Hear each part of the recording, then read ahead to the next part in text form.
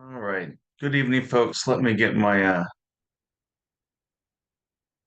view here is somehow screwed up in Canvas.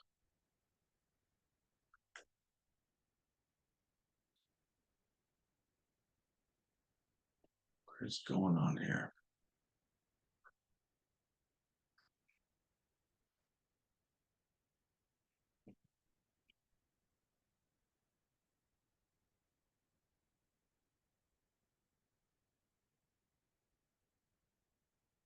All right, I guess this will have to make do. I don't know why Canvas is just behaving strange, like Canvas. Zoom is behaving strangely for me right now.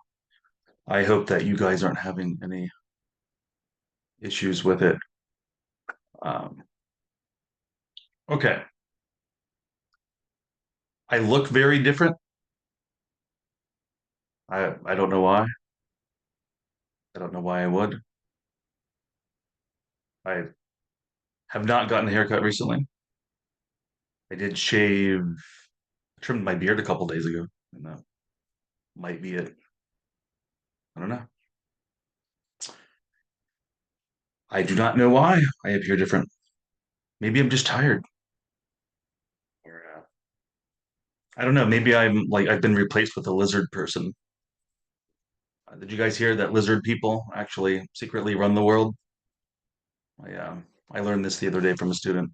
I was not aware of it before, but apparently there's a secret cabal of lizard people secretly behind the scenes that's running the show, and that's they're causing all our problems. and I do look different. Strange. I don't know. I don't know what you guys are perceiving that is different about my appearance, but we will go ahead tonight. We have two chapters to cover. I am going to attempt. Yeah, there's actually it was a joke. There's a lizard people conspiracy that people actually believe in. Apparently, I was making fun of it just to be just to be clear. I do not subscribe to reptilian conspiracy theory as it is known. But yeah, it's a whole thing. You can look up reptilian conspiracy theories, and you can dive into a whole online rabbit hole with that one. So, as I was saying, I am going to try to get through a couple chapters tonight. Um, I know what it might be. I just remembered. I did. I conditioned my hair this morning with argan oil that I got from Morocco. Maybe that's it. Maybe my hair is curlier because I put some argan oil in my hair this morning. I don't know. I don't know what it could be. I don't know. I'm going to be like trying to figure it out now. But tonight we're going to be talking about herbal drugs, chapter 5, and also chapter 6, Inhalants. Two of shorter chapters that we have, and I'm going to take a shot at getting through both of them tonight. Um, so let's go ahead.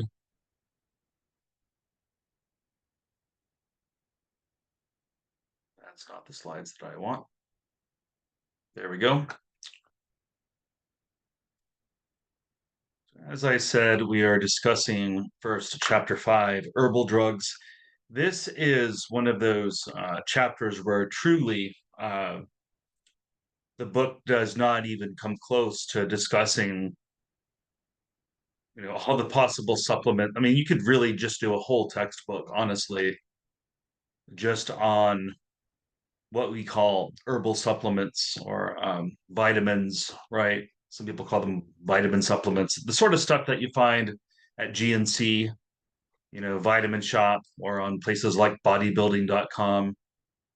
Uh, there are all sorts of supplements out there that are purported to do all sorts of different things, right? If you go to GNC, for example, you'll find supplements that will claim to help you lose weight, help you gain weight, help you get erections, help you, clean your urinary tract, and God knows what other, benefits might be touted by these various unregulated supplements that we find in vitamin shops and in pharmacy sections also of a lot of drugstores too have these supplements, right? And the thing about these supplements is that some of them do indeed have some level of efficacy and might actually to some degree do the things that they claim, right? There are some supplements that might actually be worth exploring out there. That's the thing. The problem though is the supplements, as I said, are unregulated by the Food and Drug Administration. We really don't. It's kind of a wild west when it comes to supplements. So truly, you can go on Amazon and order. Say you want to order some ashwagandha root or some fenugreek or whatever supplement you have in mind, right? The odds that who knows if that's what you're actually going to get. Some of these distributors online in particular have been known to be particularly unscrupulous. And, I've heard of cases where different brands have been tested and it's just sawdust in some of these pills or just, sugar even.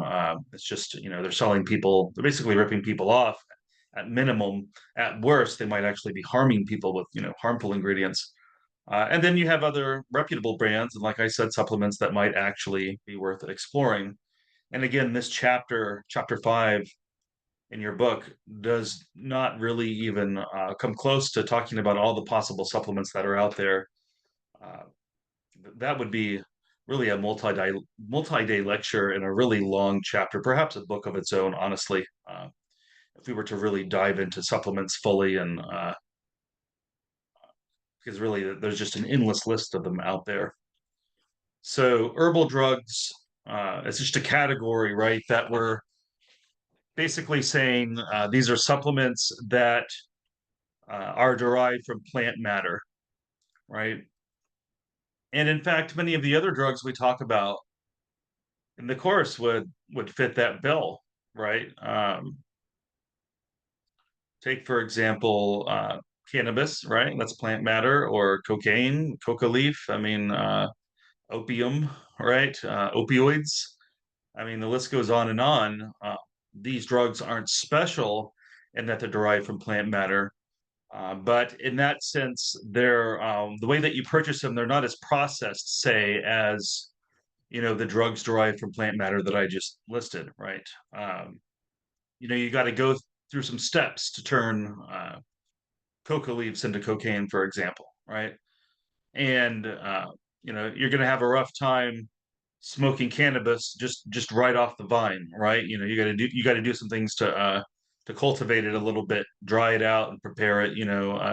It's not immediately ready to smoke right off the vine, so to speak. Um, but also another critical difference is that those are substances that are actually controlled substances, right? And they're regulated or controlled by the government. And that's the big distinction, really, is that these herbal drugs are unregulated. The thing that you'll all find in common, other than that they're derived from plant matter, is that you'll see this label on these supplements that say, these statements have not been evaluated by the Food and Drug Administration. Uh, you'll notice that supplements will hold that on the label.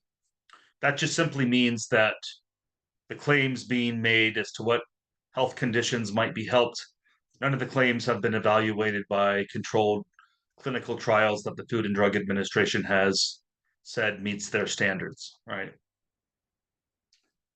So many of the most common intoxicants are ultimately derived from plant matter, like I talked about, even nicotine, alcohol, just about everything we talk about in this course, really. So what makes these special is that they're unregulated, uh, and they're mainly sold over the counter, right?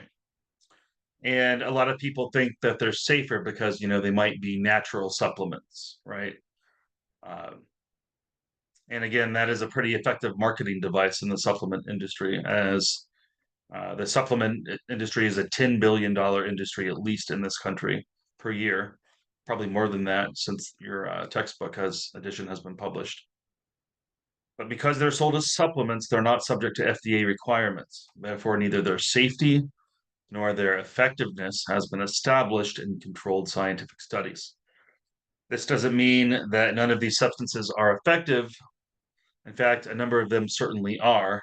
However, many of them have scant research support, such that placebo effects might account for some of their perceived effects.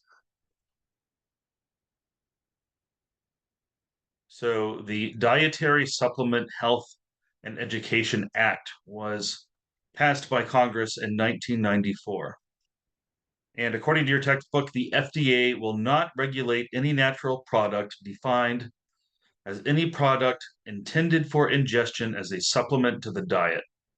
Vitamins, minerals, herbs, botanicals, amino acids, metabolites, and the like. However, the Mayo Clinic states herbal supplements are regulated by the U.S. Food and Drug Administration, but not as strictly as prescription over-the-counter drugs. They fall under a category called dietary supplements. Dietary supplement makers don't need FDA approval to sell their products, but they must ensure that their supplements are free of contaminants and that they're accurately labeled, that they have research to support their claims that a product addresses a nutrient deficiency or supports health, and include a disclaimer that the FDA hasn't evaluated that claim. Avoid making specific medical claims. For example, a company can't say this herb reduces the frequency of urination due to an enlarged prostate. The FDA can take action against companies that make false or unsupported claims to sell their supplements. These regulations provide assurance that herbal supplements meet certain quality standards, and the FDA can remove supplements from the market if they're found to be dangerous. However, the rules don't guarantee that herbal supplements are safe for anyone to use. So, again, some considerations to think about is that these supplements are marketed without any real solid, uh, reliable scientific evidence that they're proof that they're effective, right? Um, so, again, you always have to bear in mind that not all distributors of these supplements are created equal. Not all of them are as reliable as others, and not all of them pay as much attention to safety standards and manufacturing as others do. I remember back in the early 90s, there was a series of deaths caused by there was a tainted batch of L-tryptophan supplements that came out in health food stores, and L-tryptophan is a amino acid that you can take to boost serotonin levels in your brain. And some people will take it in an effort to improve mood. But there was a bad batch of it that came out in the early 90s that had this fungus in it, and it gave the people who took it a brain infection, and it killed a bunch of people, right? And of course, these things can happen with prescription drugs too. But you're more likely to see these things happen in the supplement industry because they're less regulated, is the bottom line. So in 1998, the government created the National Center for Complementary and Alternative Medicine as part of the national, it's a subsidiary of the National Institutes of Health as a branch of the government that exists to study alternative medicines. But I don't think it's a particularly powerful branch of that organization. So, the question of who should and shouldn't use herbal supplements is a difficult one to answer because it's going to vary depending on the supplement we're talking about, right? Herbal products can pose unexpected risks because many supplements contain active ingredients that have strong effects in the body. For example, taking a combination of herbal supplements or using supplements together with prescription drugs could lead to harmful, even life threatening results. It's especially important to talk with your doctor about supplements if you're taking prescription or OTC medications. Some herbal supplements can cause some serious side effects when mixed with medications like aspirin. St. John's wort, for example, is a prime example.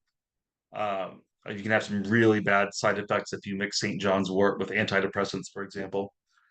Uh, if you're pregnant or breastfeeding, you definitely got to pay attention to the labels on these things, and that's something to be mindful of because a lot of these supplements might be harmful to a developing fetus. Um, if you're having surgery, if you're going to be going under anesthesia within the next few days, probably a good idea to avoid herbal supplements just to be safe. They also want you to avoid basically every, like nicotine too, and they'll tell you basically to cut out all your psychoactive habits in the days leading up to anesthesia, generally, in my experience.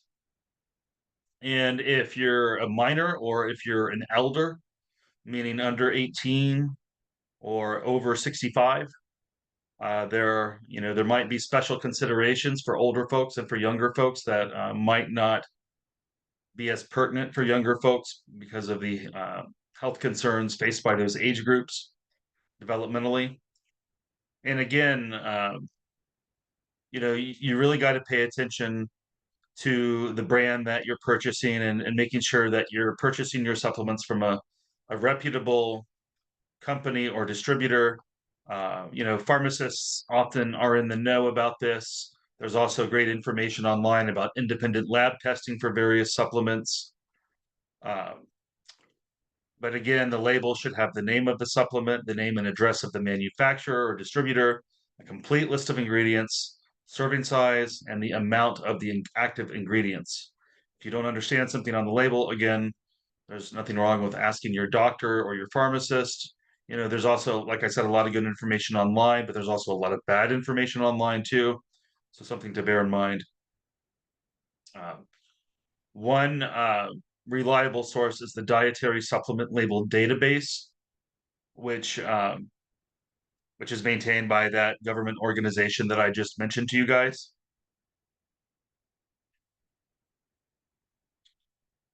So, manufacturers of herbal supplements are responsible for ensuring that the claims they make about their products aren't false or misleading and that they're backed up by adequate evidence, but they aren't required to submit this evidence to the FDA. So be a smart consumer. Don't just rely on a product's marketing. Look for objective, research based information to evaluate a product's claims. To get reliable information about a supplement, I already mentioned your doctor or pharmacist. There's also peer reviewed scientific journals. And then, if you're always feeling kind of sus or dubious about a particular manufacturer, you can always try to contact them and see who picks up the phone, right? And if you're feeling really adventurous, you could always go to the location that says where it's manufactured and see for yourself what the conditions look like. If you're really if you're feeling a really strong need to look at the conditions under which supplement is being produced. So always, of course, as with any psychoactive substance, you want to keep an eye on following instructions and keeping track of how much of a particular supplement that you're taking, right? And as I said, choose your brand wisely. And you always want to be on the lookout for alerts and advisories. So, for example, like I said, certain things will happen sometimes, like that bad batch of tryptophan back in the 90s. Also, there were some concerns for a while about kava supplements causing damage to the liver. And I think that might actually be the case that kava supplements are being discouraged because of possible liver damage, right? And that was a bulletin that went out a while back that was released by the government agency that I just mentioned, the National Institutes of Health. So it's a good idea just to stay updated and keep in the know. Taking this class is a good part of that. So the rest of the chapter deals with some specific supplements, some more well-known specific supplements. I see some folks have chimed in here.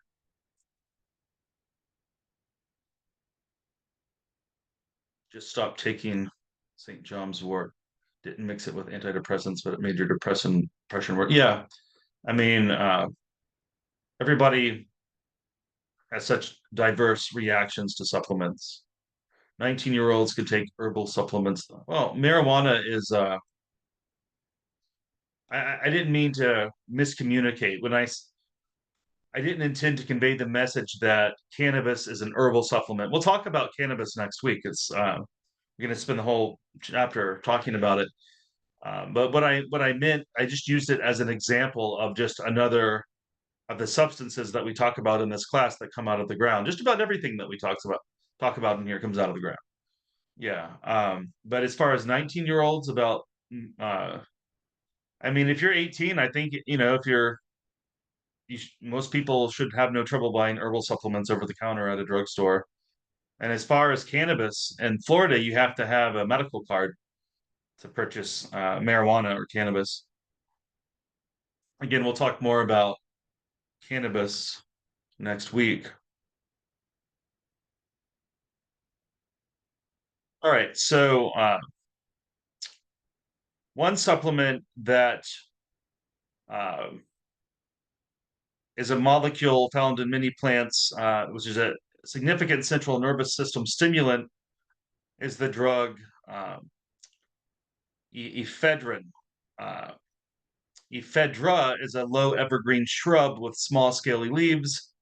It has a long history of medicinal use in China and India to treat colds, fevers, headaches, coughing, wheezing, and other conditions.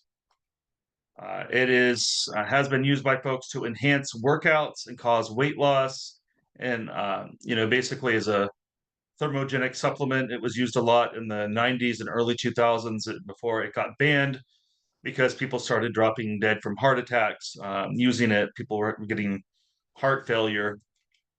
People were having seizures, strokes, sudden deaths occurred with this supplement. particularly among people with a history of cardiovascular disease. Those taking high doses of ephedra and those taking it in combination with other stimulants such as caffeine would be expected to be at increased risk, but some of the severe events occurred in people with no pre-existing medical conditions and people taking relatively low doses. There were a number of cases I remember when it happened of people just dropping dead in the middle of their workouts at the gym, and they had just taken these ephedra supplements that just at the recommended doses. So taking ephedra, got banned uh, several years back. The FDA banned dietary supplements containing ephedrine alkaloids because of the serious safety risks. Like I said, because of their association with cardiovascular events and sudden death, seizure. People taking ephedra may also experience anxiety, dizziness, dry mouth, headache, irritability, nausea, personality changes, insomnia, and other symptoms. Uh, some some street dealers will cut MDMA with ephedrine and sell it as ecstasy. Remember how we talked about MDMA in a previous chapter and how sometimes when you buy MDMA or ecstasy off the street, it's often filled with contaminants and other substances. Well, a common one that they use is actually ephedra, which is one of the reasons why it makes it, even more dangerous because MDMA is already a drug uh, that raises blood pressure and heart rate, right? And if you cut it with a drug like ephedrine, then you're really introducing severe risk for sudden cardiovascular events, like I said, or seizures, death, dehydration, stroke, etc. But these supplements were banned several years back by the FDA.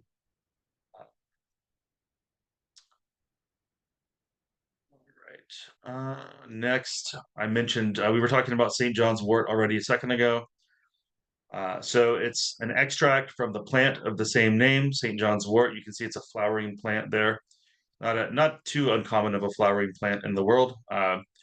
Clinical trials in Europe have shown it to be moderately effective, actually, for treating mild depression, but mild depression only. The research seems to suggest that it's not as effective, rather, at treating more moderate to severe cases of depression.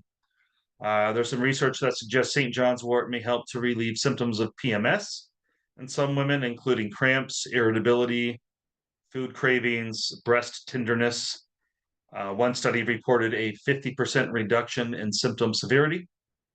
There's also some evidence that St. John's wort combined with black cohosh might help with menopause symptoms. And again, some people have found some success in treating seasonal affective disorder, which is seasonal depression that tends to happen during the winter months, particularly for folks who live in more northern climates. But some promising results for some folks with seasonal affective disorder, combined with phototherapy, which is a basically you get these bright lights, light therapy, basically for seasonal affective disorder to compensate for the lack of sunlight uh, during those summer months in those northern areas. Also, St. John's wort has been used to treat eczema. You can rub it on the skin and to help inflammation of the skin, like warts and eczema and stuff like that. And there was one study even that was done that tried to explore its use as a treatment for obsessive compulsive disorder um, that showed a mixed results, right? It wasn't really clear on whether there was a benefit to it or not. Mixed findings really on that for OCD. And again, St. John's wort can have some negative side effects, including feeling flushed and jittery. It can lead to increases in body temperature, heart rate, and blood pressure. And again, if you combine it with other medications, it can cause some serious reactions, particularly if you combine it with antidepressant medication. It can cause a condition called serotonin syndrome, which can also be caused by overdoses of other drugs too.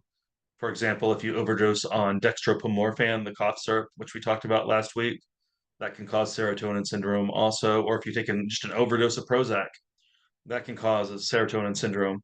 But just combining a normal dose of St. John's wort with a normal dose of an antidepressant, particularly SSRI antidepressant, is known to cause serotonin syndrome. And if you take if you take St. John's wort, um, if you're on HIV medications, it will make HIV medications less effective, right? And you definitely don't want that. If you have HIV, you definitely want your medications to be doing their job, right? Because you can live a long, happy life now with HIV if you catch it early and don't let it develop into AIDS. And you get on the right meds. There are a lot of people who live relatively long lives now with HIV, but St. John's wort is one of the medications that will negate the effects of HIV medication. It'll make it not work or less effective at least. Um, here's a more comprehensive list of drugs that St. John's wort could interact with. I mentioned dextromorphan already. HIV medications. It can also make your birth control medication not work. It can screw with blood pressure medications effectiveness. It can have some undesirable interactions with benzodiazepine medications like Xanax and other sedatives. Certain asthma medications interact negatively with it. Bottom line is St. John's wort interacts negatively with many medications that people are on. And that's the big problem with St. John's wort. It's not that it doesn't work, it's just that it interacts with so many damn things that a lot of people already take, right? Chances are we have a fair number of people in this class right now who are probably taking a fair number of the drug categories that are listed on this list, right? At least cough syrup or antidepressants, I would imagine, or allergy medication or blood pressure medication or asthma medication. I bet there's a fair number of people in here on some of those medications, and taking St. John's wort will make those medications less effective or negatively interact with them in a dangerous way. Uh, so that's the problem with St. John's wort, really, is that it just screws with so many other things. Otherwise, it actually would be a fine little herbal supplement for depression, for mild depression. Honestly, if you're not on any of these other things and never plan to be, then maybe it'll be all right for you. But chances are you're probably on one of these medications or will be at some point in your life. Interestingly enough, just a second ago on the 5:30 news on ABC with David Muir, they were talking about melatonin gummy bears and how there's been a problem recently with children ingesting melatonin gummy bears thinking that they're candy. And here I am thinking, man, what the hell are you doing keeping your herbal supplements within reach of a children? But I'm not a parent, so what do I know, right? But apparently kids are popping melatonin gummies and it's causing children to end up in the emergency room. Um, but it's a hormone produced naturally by your pineal gland in your body. Interestingly enough, the pineal gland is the place where the philosopher Rene Descartes thought that the soul lived inside the brain. But melatonin is both a hormone and a neurotransmitter that's chemically related to serotonin. And it's only released at night, or at least it's only supposed to be when your brain perceives a dark environment, right? So it helps govern your circadian rhythms. And melatonin is one of the critical hormones slash neurotransmitters that's involved in helping us fall asleep in the evening. And again, we produce it naturally in the brain. Interestingly, melatonin is one of the few hormones that you can buy over the counter in the United States without a prescription. Uh, DHEA, which is a testosterone precursor and estrogen precursor that some bodybuilders like to take, is another supplement that is a hormone that you can buy at vitamin shops. Um, I see a comment has come in. My sister-in-law gives her daughter melatonin at night to help keep her sleep, but she thinks They're candy. Yeah, yeah, yeah. It's conceivable. Yeah, I guess I should cut parents some slack. I'm not one, so maybe I should just shut my mouth. Right? Maybe it's harder than it looks like to keep things out of reach of kids when you've got a million things going on, I suppose. I mean, in fairness, I don't know how many things my dog has gotten a hold of that I wish they hadn't, right? So maybe I'm just being hypocritical. Let's see. So again, melatonin is sold over the counter as a supplement, as we've been talking about. A lot of people use it for insomnia. Some people use it for jet lag. Pretty effective too. Doctors will recommend it all the time. I can't use it. It causes me to have the worst nightmares. Uh, just, and that's not uncommon, by the way. People who don't tolerate it will often not tolerate it for that reason, like me. Um, but I will just have the most terrifying, disturbing, like stuff of horror, like horror shop, like the worst things you can imagine nightmares that I wouldn't even want to describe to you guys when I've been on melatonin. Just I don't know how my brain comes up with some of this stuff. Honestly, while I'm sleeping, sometimes I wonder, like wow, like I didn't know that was in there, right? Deep in my subconscious. Headaches, yeah, I've heard other people say that it can give you headaches when you wake up or feel groggy the next morning. So some people find that they have to tinker with the dose. People take anywhere from half a milligram to 5 milligrams a night. My grandmother takes, I think, 5 milligrams a night. She doesn't have the reaction to it that I do. Again, it gives me horrible nightmares, and it makes me kind of moody the next morning too, which kind of makes sense when you think that when you realize that it's a hormone that's chemically related to serotonin. It wouldn't be out of the imagination that it could affect mood in some way, right? But not everybody has these negative reactions to it. A lot of people say it works great for them or for their kid.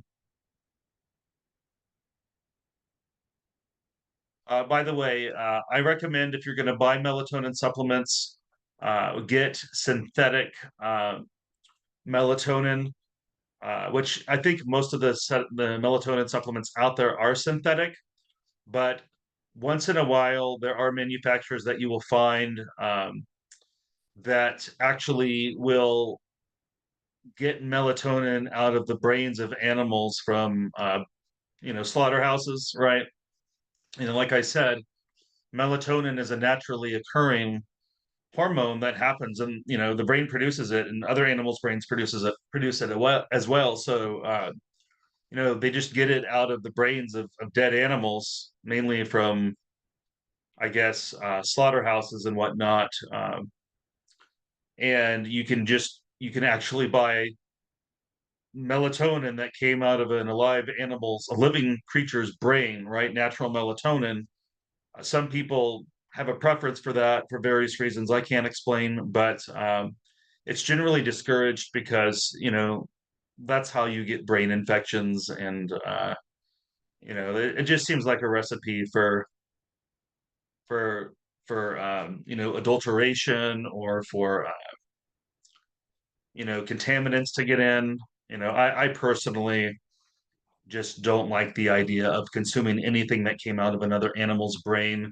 Generally speaking, consuming brain matter is generally discouraged as a high risk behavior biologically. A great way to get parasites, great way to get various infections.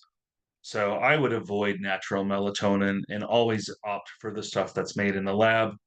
And like I said, I think 90% of the melatonin supplements that are out there are synthetic. And maybe, you're an adventurous type, or you're, some natural hippie type person, who's all about natural stuff. And good for you if you are, have at it, right? You've received my word of warning. You don't have to listen to me, right? And maybe you won't have any problems from it at all.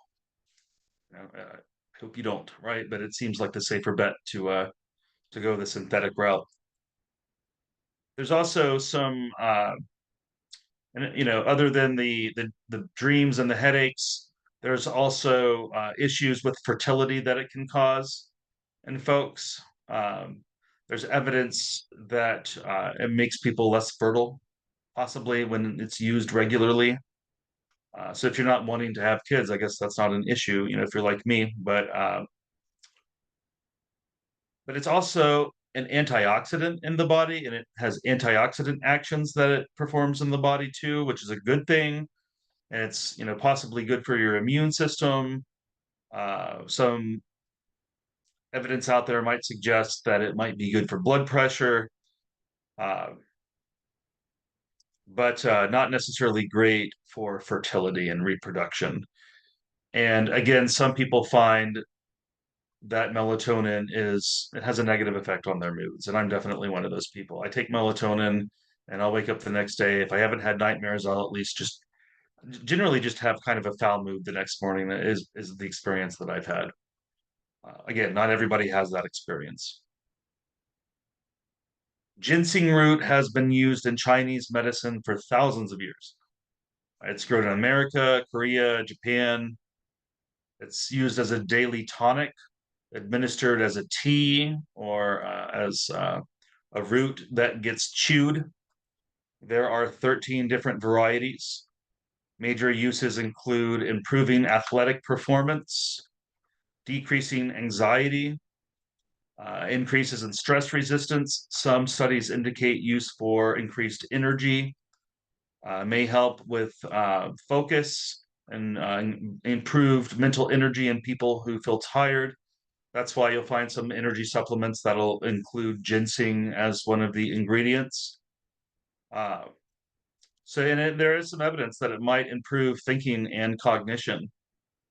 Uh, it might have the potential to treat some mild cognitive deficits. Even there's some research that's gone on that. 2016 study on the effects of Korean red ginseng on cognitive function in patients with Alzheimer's disease found promise. And the study concluded that it helped to improve frontal lobe brain function.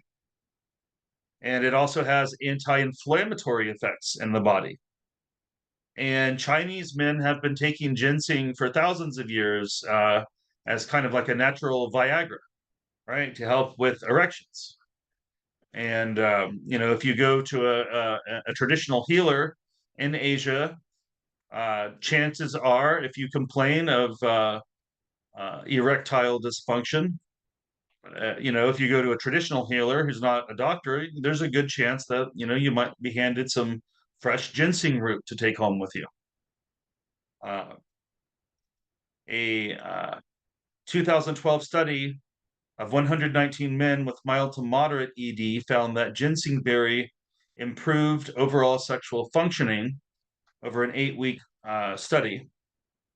Uh, and the men who received the Korean ginseng root reported improved sexual functioning during that period over self-reported improved functioning over the placebo group. Again, we need a little bit more research to be conclusive, and obviously, it's probably not going to be on the same level of effectiveness as, say, Viagra or Cialis or any number of the ED drugs that are on the market from a pharmacy, right? That are pretty effective at that. They were originally developed as low blood pressure medications, and then they were discovered to be very effective for improving erections, right? But ginseng has been around for thousands of years before Viagra was ever dreamed of. Research on the effects of ginseng on mice suggests a possible link between ginseng and the treatment and prevention of the flu and respiratory viruses. I mean, it's really quite amazing just how much promise this supplement has shown, kind of right up there with CBD, which is one of those promising supplements that we'll actually talk about next week because it goes along with cannabis. On the other hand, ginkgo biloba uh, has not received as flattering of a picture from the research literature. Uh, Ginkgo, one of the oldest living tree species in the world, has a long history of use in Chinese medicine also. Members of the royal court were given ginkgo nuts for senility, Other historical uses for ginkgo included asthma, bronchitis, kidney issues, bladder problems.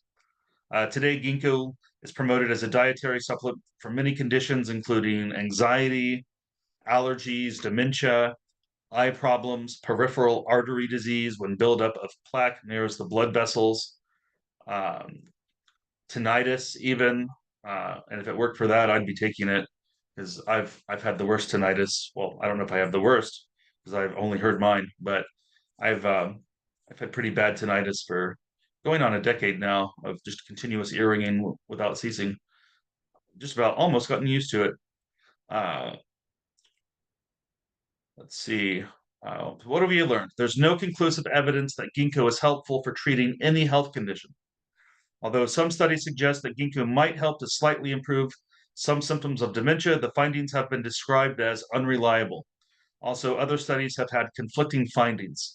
Ginkgo neither helps prevent dementia or cognitive decline, nor prevents Alzheimer's related dementia from getting worse. This is according to studies that include long term ginkgo evaluation studies of memory, which included thousands of participants that were conducted by the NIH. For various health conditions, a small amount of evidence suggests uh, that that there could possibly be a benefit, but again, it's been inconclusive. The evidence has just been mixed. For conditions like anxiety, diabetes, retinopathy, glaucoma, peripheral artery disease, PMS, schizophrenia, vertigo. Again, some folks believe in ginkgo for treating those things, but there really is no conclusive evidence that shows that it's effective for treating anything. Uh, so, for most people, ginkgo leaf extract appears to be safe when taken in moderate amounts. In other words, it's not going to probably harm you, right? So, bottom line, if you take a lot of ginkgo, you might just be getting really expensive pee, right? You might just have really expensive pee. But side effects of ginkgo could include headache, stomach upset, dizziness, maybe even heart arrhythmias in some people, constipation, skin rashes, maybe increased bleeding risk for people who have bleeding disorders. And again, it could interact undesirably with a lot of prescription medications, particularly blood thinners. And and again, a bad idea to take during pregnancy because of the increased bleeding risk. So you definitely don't want to take it with blood thinners.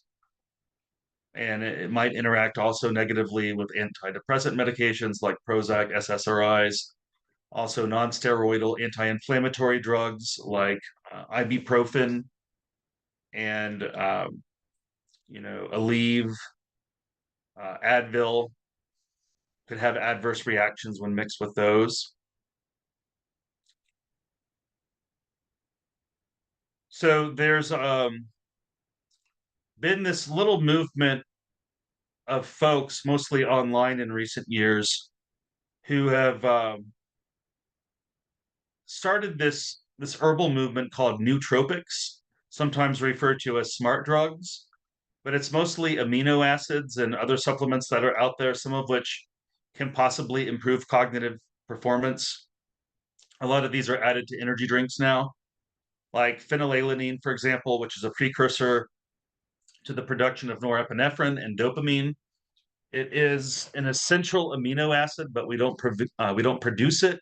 We get it from food. It occurs naturally in most protein-containing foods like dairy, nuts, meats. It can be dangerous in high levels in pregnant women as it has adverse effects on a developing fetus, such as intellectual disability, small head size, heart defects, low birth weight. Phenylalanine can cause intellectual disabilities, brain damage, seizures, and other problems in people with a health condition called PKU. And in fact, phenylalanine is the main ingredient in the artificial sweetener called aspartame, or the brand name Equal or NutraSweet. It's made from phenylalanine, which is an amino acid, and it's put in some diet sodas. So that's why sometimes you'll notice on the labels of some diet sodas, it'll say, "Do not drink this if you have a health condition called PKU," right? Which is phenylketonuria. I can't pronounce it right. You can look it up. It's fully pronounced, but basically, It's a genetic condition that causes your body to react pretty violently to phenylalanine, and it's bad news for people who have that to ingest phenylalanine. Tyrosine is an important amino acid required to synthesize proteins. Phenylalanine is converted to tyrosine, uh, and tyrosine is an essential amino acid for the production of several neurotransmitters, including dopamine, norepinephrine, and serotonin. Uh, but particularly norepinephrine and dopamine, not so much serotonin actually. But dopamine and norepinephrine are the main two neurotransmitters that tyrosine is a precursor for. So there is some evidence, some mixed evidence out there that tyrosine supplementation might help to improve mood and focus, or to help people stay awake. Um, so tyrosine might be a slight have a slightly stimulating effect because of its way of increasing norepinephrine and dopamine in the brain. So it might be good for fatigue or to take along with caffeine, sort of to, or like I said, these are tyrosine and these supplements. This is why they are often put into energy drinks, right? Choline enhances the production of acetylcholine, which it's the precursor to acetylcholine, which is the main neurotransmitter that gets wiped out by Alzheimer's disease. It's known in the literature as vitamin B4, but choline really isn't a vitamin, but it gets called vitamin B4 for some reason. It's found in meat, fish, poultry, dairy, and eggs. It can also be found in bananas, Brussels sprouts, apples. Again, if you have certain mood disorders or mood issues, might be a bad idea to take choline. Could trigger mania or interfere with the stability of your mood. I mentioned L-tryptophan already. It's a supplement that's been out for a long time. You can get L-tryptophan as L-tryptophan or as hydroxytryptophan, which is sometimes sold as 5-HTP for short, which is the most common form of it that's sold these days. And these days, it's a pretty safe supplement that people take to help with sleep and mood. Some people take it to help with appetite, as a way of helping to suppress. Some people say it might help, with feelings of fullness or something. I haven't found it to be effective for that myself when I've messed with it, when I've dabbled with tryptophan. But it did seem to be mildly effective in helping me fall asleep. It is the direct chemical precursor to serotonin and to melatonin. So when tryptophan is metabolized by your body, it gets converted into serotonin and melatonin. Uh, so it's the precursor to both of those. And that's yet another example of how melatonin and serotonin are chemically related to each other. Taurine and carnitine, yet another couple of supplements that are commonly added to energy drinks these days. There's some evidence that taurine and carnitine might be helpful for stroke or stroke prevention. Taurine seems to support nerve growth. It might also help to lower blood pressure and calm the nervous system, which could paradoxically, I guess, offset some of the jittery effects of caffeine in an energy drink. Some mixed evidence that carnitine might be helpful for slowing obesity. Uh, Again, the evidence on that is mixed, but both taurine and carnitine are commonly added to energy drinks like Monster, Rockstar, I think even Red Bull, maybe. Um, so, uh, okay, so you guys have been trying to get through to me here. Let's see, Benita. And I let Benita in the class. I don't see anyone in the waiting room. Are there any that help with focusing? I would say of the ones on this list, tyrosine. Yeah, tyrosine might be helpful for that because it's a precursor to dopamine and norepinephrine. And choline also could possibly be helpful for focus because it's a precursor to acetylcholine, which is involved in attention. So of the two on this list, I would say tyrosine and choline could possibly help with attentional issues, But if you're on Adderall or Ritalin or something like that, I'd be cautious about mixing them. Uh, I'm still not seeing anybody in the waiting room, but I'll be keeping an eye out because at this point, I'm going to go ahead and play tonight's film, Supplements and Safety. I think it's 45 minutes long. And then we will cover the next chapter on inhalants, huffing, aerosols, that sort of stuff. So let's take a look at this educational film about supplements with some up to date information from PBS about the supplement industry. I think you guys will find this interesting.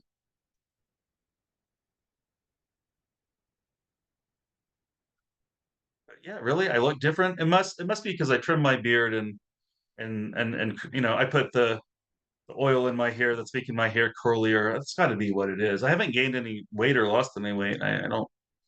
You guys got me. You guys got me tripping over this. All right. All right. So let's watch our film.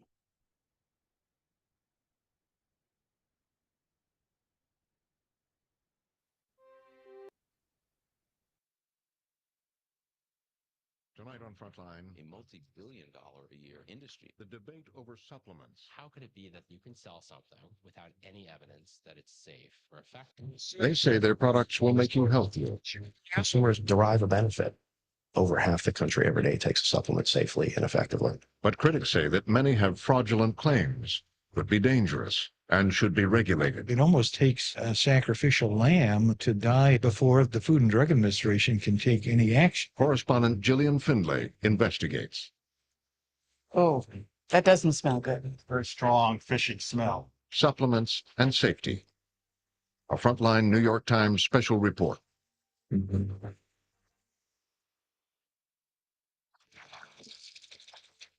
This is a product that was formulated for people who are under severe This is stress. an herb that would be great for older individuals that are concerned about Joint supplement. It's estimated that half of all Americans take a health supplement every day.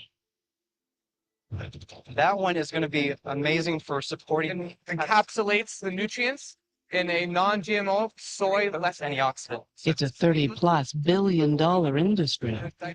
I will guarantee you that this will change your reality within 3 to 5 days. Companies range from big pharma to mom and pop. I started in my kitchen making them by hand back in the 80s. I would order the ingredients, I would order the capsules, and with a plate of 100 capsules, I would weigh it out and fill them up. And you have a bottle of 100 capsules of any particular vitamin you wanted. Do you have background in pharmacology or medicine or any expertise in this area? I did some college, but most of my time was spent in the medical libraries at Stony Brook. So you sort of were self-taught then, were you? Self-taught, correct, yes. Candace Tripp called her company Purity First. She says she was helped by her then husband, Terrence Doolin, a chiropractor. And what was his academic background or expertise in this area? He was a chemist. He was a chemist in college, and then he went on to chiropractic school. From modest beginnings, she says she grew the business into a $500,000-a-year enterprise, selling on the web, in stores, and through local alternative healthcare providers. Purity First is a great name, and I said, gee, how can you go wrong? It's what you would imagine that you would want in every single vitamin, that it's absolutely pure. Vinnie Grosso was an early Purity First customer. The vitamins became part of his daily quest for better health. I felt fine. And of course, I'm running every day. I'm feeling great up until the October, November, December timeframe of 2012, where I had some very unusual symptoms. It started with unexplained back pain that soon became debilitating. He then started hearing from other Purity First customers with troubling symptoms of their own. I'm hearing stories. My daughter is an honor student. She's on the swim team, but she's been thrown out of school for being overly aggressive. I'm talking to a woman who had lost her position in a choir because her voice had changed.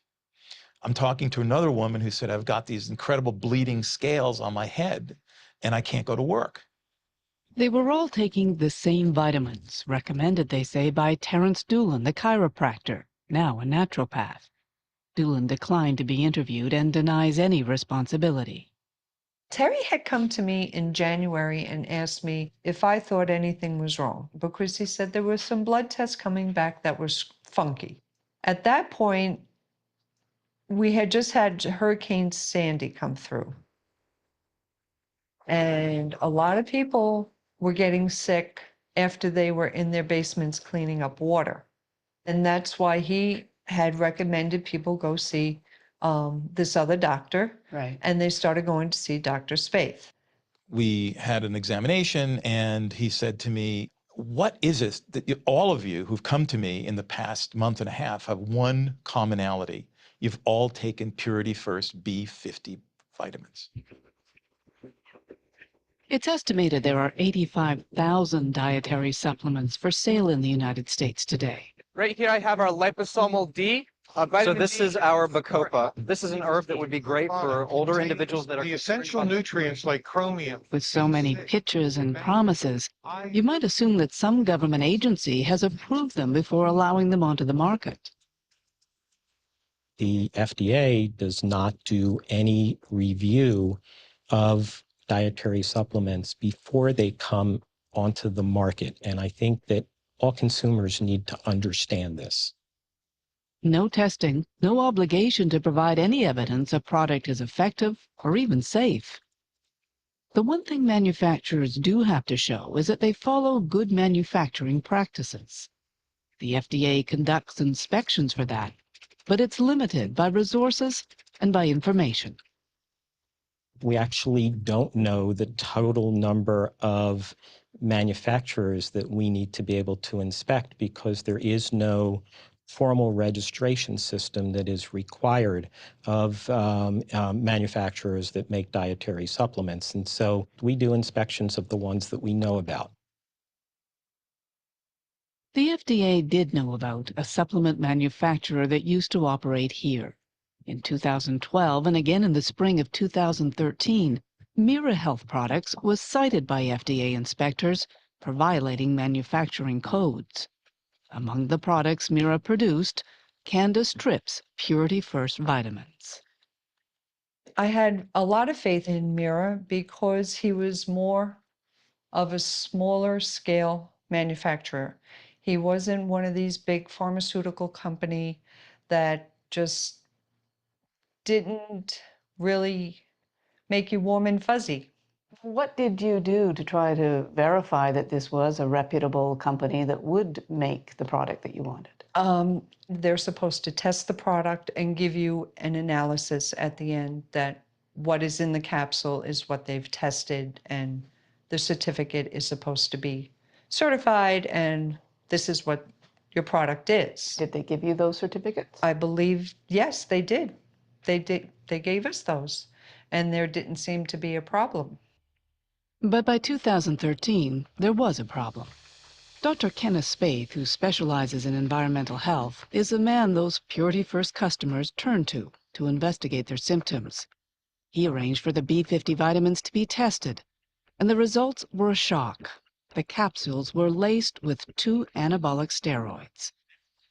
Joe Quayler, Candace Tripp's current husband, took it up with Mira's owner. I called Mike and said pretty much what could have happened. And, you know, he was making the male enhancement pills. And he said, Joe, he said, if they found any type of steroids in there, the only thing I could possibly think is maybe the mixer was not cleaned enough. You know, you go to the... By now, Purity First customers had started hiring lawyers and sharing their stories.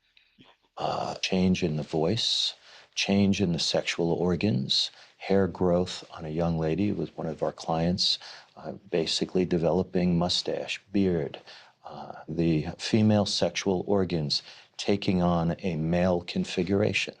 For the men who ingested these things, they develop what's called gynecomastia. You end up with male breasts. It would take the FDA nearly 6 months to get the Purity First vitamins off the market, a response Dr. Spaeth calls glacial. He declined to be interviewed on camera, but he shared email exchanges with us, detailing his efforts to get the FDA to act. Spaeth says he suspected contamination, but his first inquiry went unanswered. When he emailed again asking if the lack of response was a lack of interest, he was referred to the FDA's hotline for adverse reactions called MedWatch. Spaeth had tried the line, been transferred and put on hold before being disconnected twice. 5 weeks later, he was still frustrated. "Will you tell me what your plans are?" he wrote. "I have 20 very worried patients and little to offer them." Among the officials Spaeth was writing to was Daniel Fabricant, then head of the FDA's Division of Dietary Supplements. We took that information. While it was helpful, it didn't make the whole case. We had to make the case at FDA, and we did, and remove the product successfully. One of his biggest complaints is the amount of time it took just to get somebody to call him back. He says that one of the operators, she acted as if I was telling her that aliens put messages in my Cheerios. Now, that doesn't suggest that you've got a particularly robust system in place to allow people to report problems when they happen, right? Well, I can assure you the government worked very quickly. The agency is acting to remove the product across the board, across the country. So it's a bit more of a heavier scientific lift than just a doctor having an intuition or a feeling about something. We had to build evidence, court-ready evidence, to take away somebody's product, somebody's manufacturing operation. And that's exactly what we did. And in doing that in 6 months, the team at the FDA worked diligently and worked quickly to do that, which was quite a successful accomplishment. 2 women from the FDA came in and they were speaking with us about how there seems to be a problem with one of our products. When we asked which product, they said, "Oh, that didn't matter yet." Okay. "Do you want us to stop selling the product?" "No, you don't have to stop selling the product. Nobody died," they said. Nobody died. Those were their words. Their words were, "Nobody died. You don't have to pull the product." If there was any concern at all, why didn't you just pull it from the market? I mean, why did you not do it yourself? Great question. Their response to me was people call the FDA all the times to report minor things. So don't worry about it. The FDA strongly denies those things were said. Some vitamins manufactured here on Long Island are triggering some health concerns. The FDA wants to see the supplements again. In the end, Purity First withdrew the vitamins under pressure. We're informing Farmingdale of Mirror Health products. Mirror was forced out of business by the FDA. Nobody from the company would speak to us. 36 people are now suing the companies, and no one knows how many people in total may have been harmed. Spaeth had brought up that it was looking for a needle in a haystack. For Vinnie Grosso and his lawyer, it was a sobering look into a troubled world. I was very concerned, and then I realized that this whole industry needs change. And how much danger we're all in, not just from Purity First likely, but from others that can put anything into these little bottles and put a seal and a label on it. In 2013, the Children's Hospital of Philadelphia had had enough. Worried about the number and quality of the supplements their patients were arriving with, hospital pharmacists decided to challenge manufacturers. Families are showing up literally with shopping bags full of dietary supplements. Regulatory issues in the United States are that you have to, if a patient brings a medication into a hospital, we have to, as pharmacists, verify that this is a quality product, it is what it says it is, it's labeled appropriately, it's being dosed appropriately, and so on. We got fed up. We took a step back and we said, okay, we're going to ask these companies to at least meet a labeling standard. They have to send us something called a certificate of analysis, which means they've had their product analyzed by an independent party that says that what's on the label is what's in the bottle. 90% of the companies never responded. And of the 10% that responded, that 10%, often they would send us certificates of analysis where what was on the label wasn't even close to what was in the bottle. And these were the ones who responded to us, which made us fearful of an industry that we couldn't trust. For example, this is a aqueous vitamin D drop. So we use vitamin D in premature infants. It says it should have 400 international units per 1 ml of solution. However, it tells us that the results are that it's 213% of the labeled value. So it's more than double what it says that it is. So if we're dosing premature infants who need very tiny doses of this drug, we're now potentially giving them double what they should get and could really put them at risk for toxicity. In the end, only 35 supplements met the hospital standards. I come away very worried and dismayed. I'm worried mostly about what the American public is being exposed to, because it's essentially a complete unknown. When you're buying a dietary supplement, unless you have some proof of what's in that product, it could be anything. At the New York Botanical Gardens, you can find many of the herbs we buy in bottles in their natural state. This is black cohosh, commonly recommended to women to treat symptoms of menopause. In 2010, gynecologist David Baker decided to check out what so many of his patients were taking. He bought dozens of brands of black cohosh supplements and started testing the DNA. 30% had no black cohosh. And the samples that we found, we could identify the other plants as well. And they were from ornamental plants from China. Baker and his colleagues published the results in an academic journal, but they didn't get much attention. So they kept on testing. Other supplements produced results that were no less disturbing. Upwards of 15% of supplements like saw palmetto or not saw palmetto. Supplements like devil's claw, 100% are not devil's claw or contaminated with some other problem. What I see in this is that there are those who take the easy way out, a fraudulent way, and want to put something in the bottle that's cheap and readily available, and buyer beware. With billions of dollars at stake, it's no surprise that the supplement industry is a powerful force in Washington.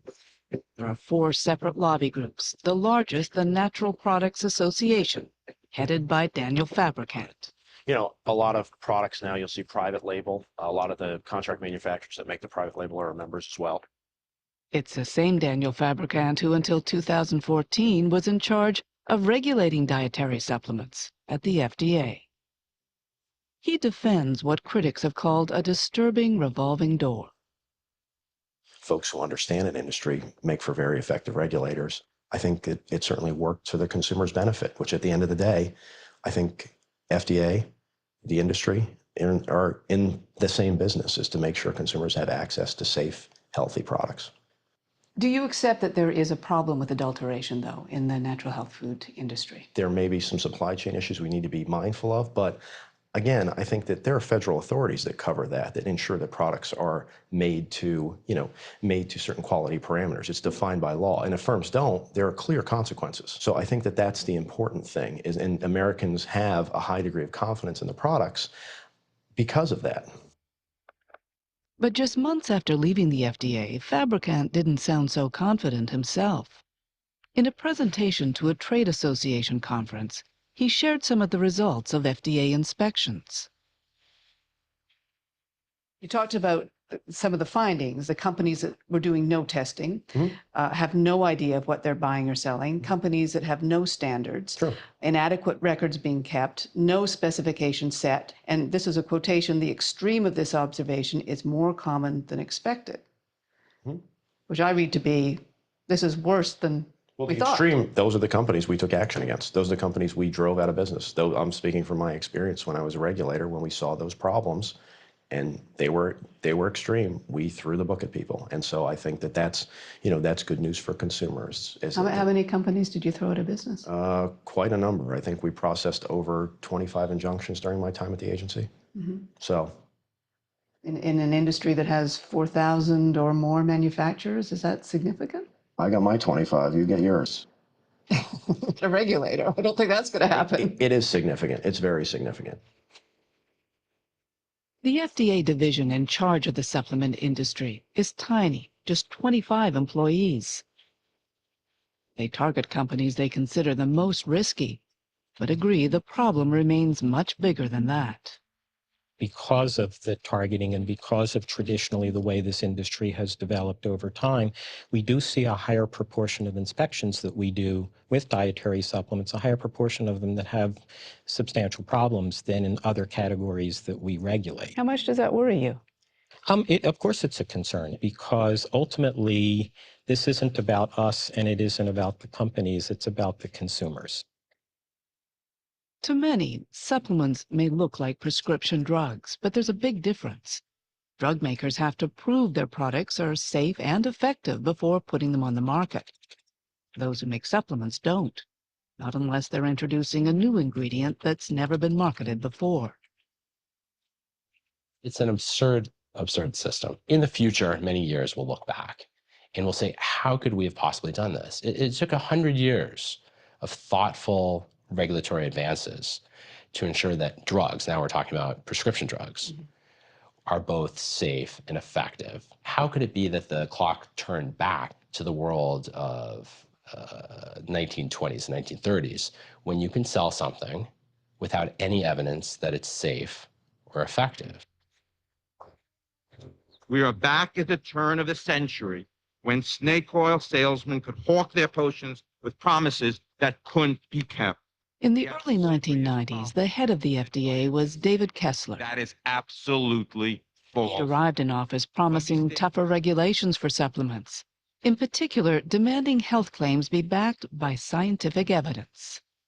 The industry went bonkers. Everything exploded. I've taken on some of the hardest regulatory issues. I did tobacco. Tobacco looked easy compared to dietary supplements.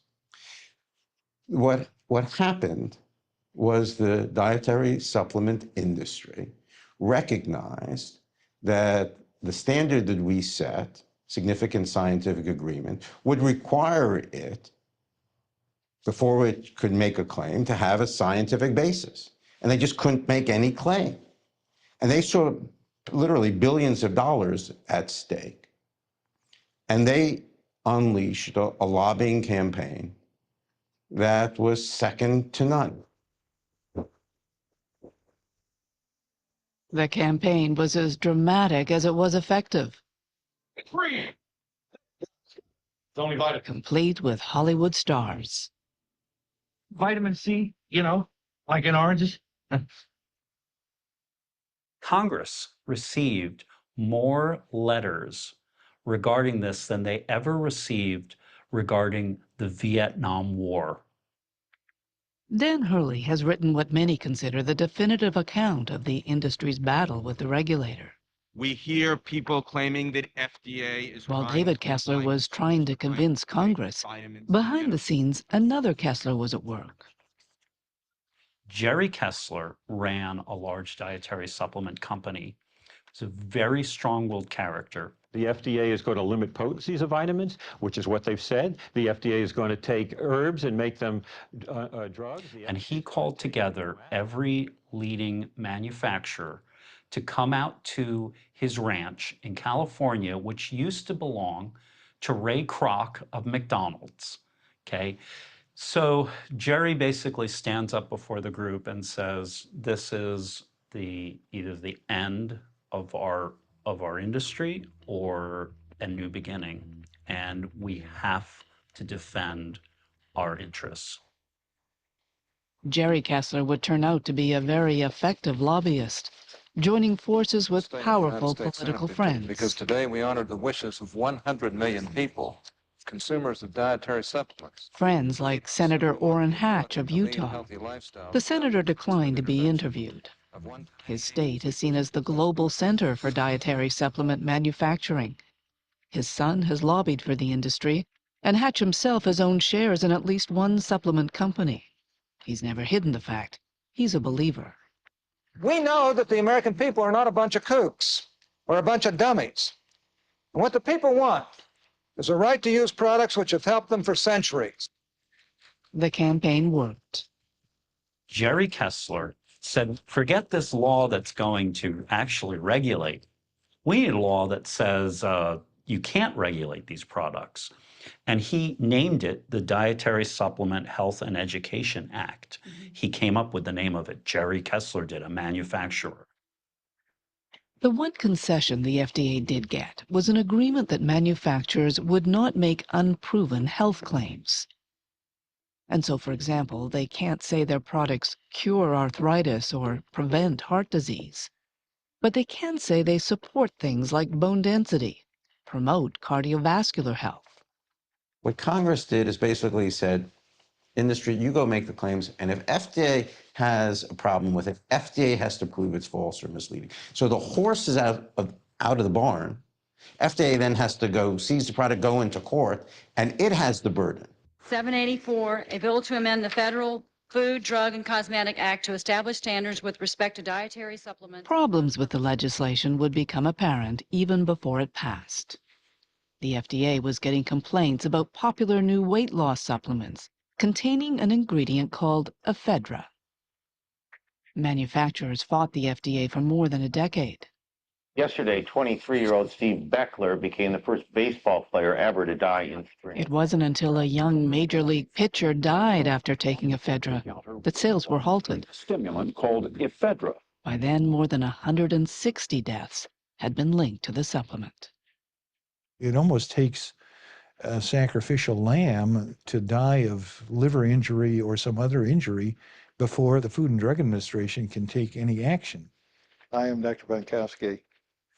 Thanks for being here. Dr. Herbert Bonkowski is an investigator with the Liver Injury Network, funded by the National Institutes of Health. Let me get a listen of your lungs, and then He's concerned about the harms supplements are causing. And just lie back there. This has been sort of the fastest growing kind of liver injury that we're observing in the drug-induced liver injury network. The frequency with which we see this has roughly tripled in the last 10 years. About 7% of all the cases that we've enrolled into this network over the years were due to these. In the last couple of years, it's been around 20%. It's incredibly hard to quantify the current problem. How much harm are supplements doing? Just yesterday, I was talking to a patient who suffered a bleeding stroke into his brain after taking just one workout supplement. And the reason why we don't know is that there is no effective system to detect harm from supplements. Take what happened in Hawaii in the summer of 2013. There was an outbreak of liver problems health officials would link to a diet and workout supplement. We didn't know if it was something in the Hawaiian population or some sort of contaminant or what exactly the problem was. The state's only transplant center was overrun. An initial cluster of 7 patients grew to more than 24. 2 of them sick enough to need new livers. It was difficult. It was stressful because people were calling up and they were continually referring new patients. And I don't have enough organs to give. I don't know how I could put all these patients on a transplant list and possibly save all of them. Sad news tonight from the family of a Maui woman. The mother of 7 who fell ill after taking diet pills has died. Health reports 32 cases of liver damage. The product is Oxy Elite Pro, and health officials want to know. Dietary supplement Oxy Elite Pro. Just 2 months before the outbreak, the makers of Oxy Elite Pro had been pressured to pull an earlier formulation from the market, following years of complaints. The new version included a compound called Agiline. Now, Agiline is a normal component of the bale tree, and it's been used as a natural product by naturopathic healers for centuries, usually fairly safely. But they didn't use bale tree extract. They bought Agiline from a Chinese drug company that made Agiline. At least the company claimed it was Agiline. And within a few months, they began to observe patients with liver failure, mostly in Hawaii, but not entirely. Cynthia Novita is a chief petty officer with the U.S. Navy based in San Diego. She turned to Oxy Elite Pro to help pass fitness tests.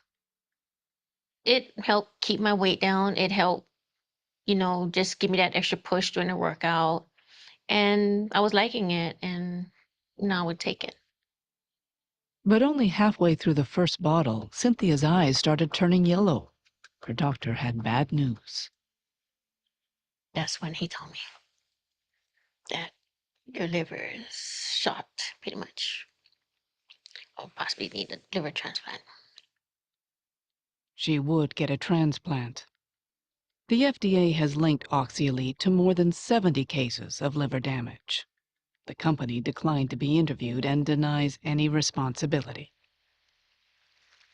Doctors in Hawaii still remember how slow the FDA was to act.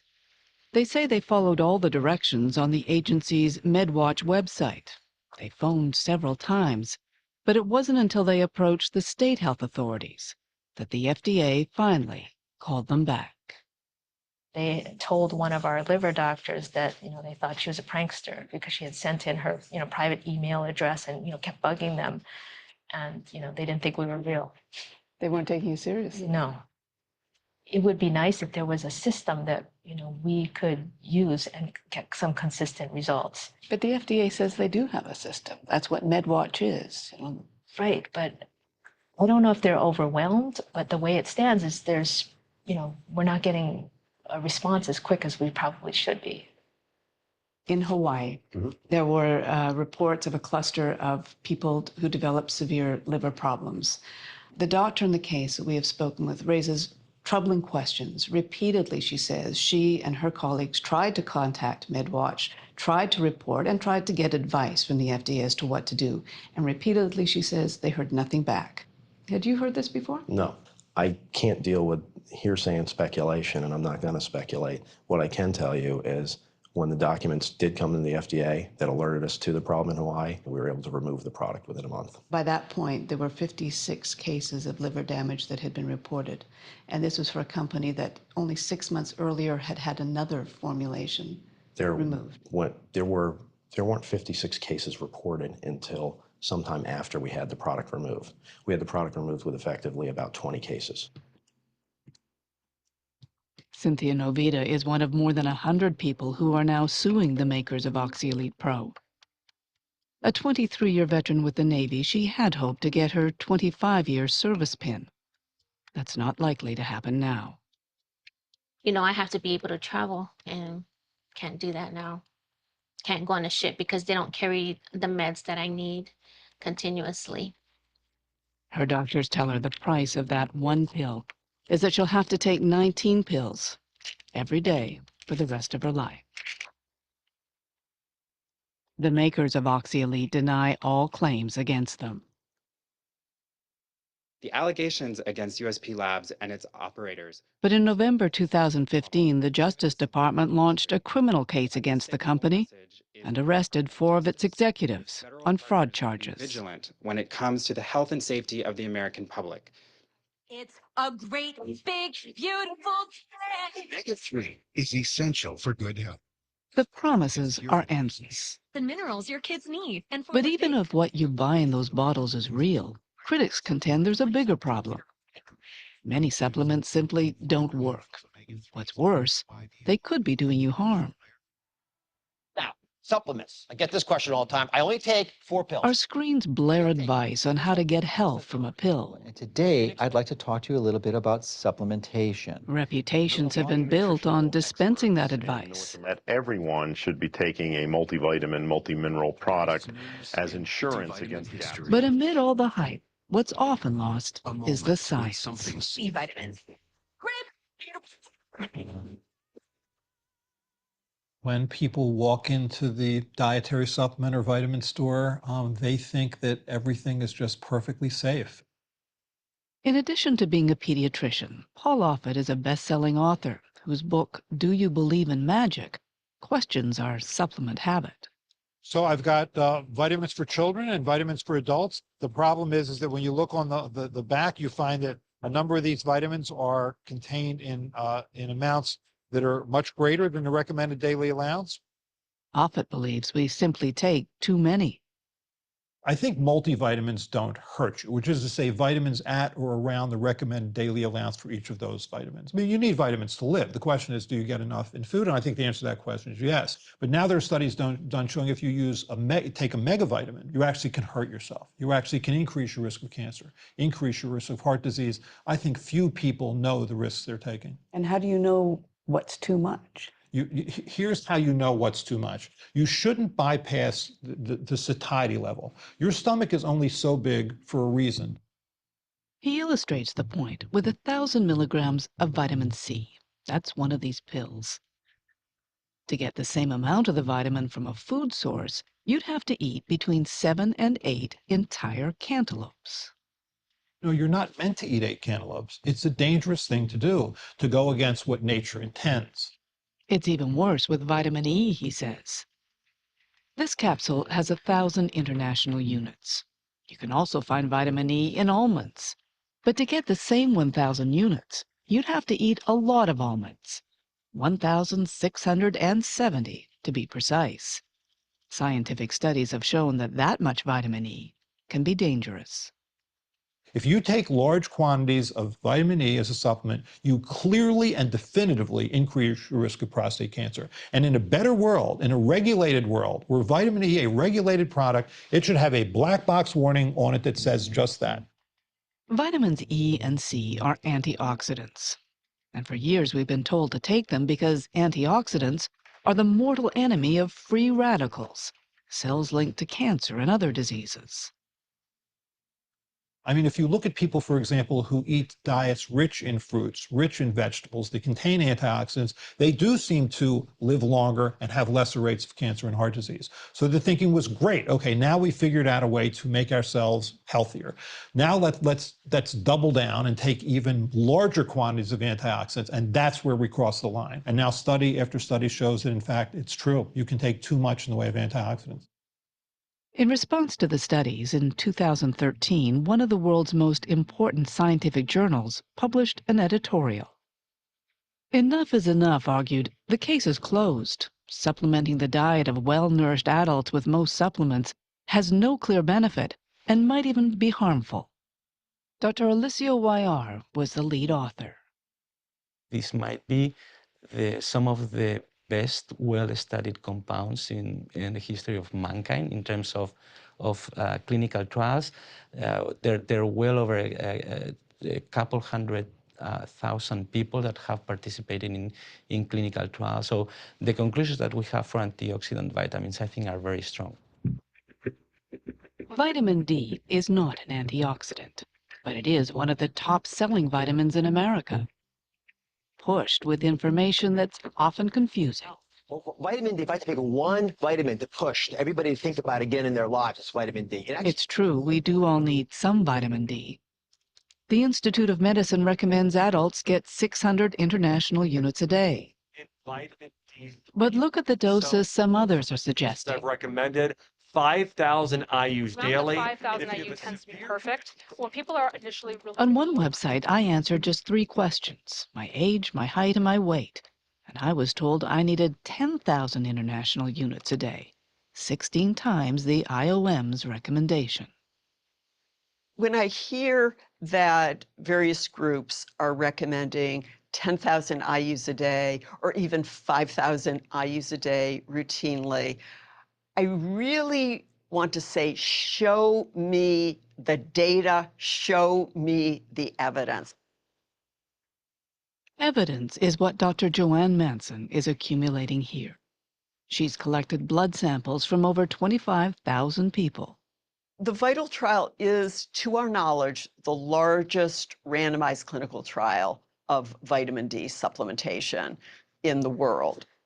Manson is comparing disease rates between those who take vitamin D supplements and those who don't. Final results won't be known until 2017, but already she has concerns. Many people are taking too much vitamin D. The Institute of Medicine also recommended avoiding getting above 4,000 IUs daily because that could be associated with adverse events. Calcium in the urine, which can be associated with kidney stones, high blood calcium, calcium in the arteries, vascular calcification, as well as soft tissue calcification.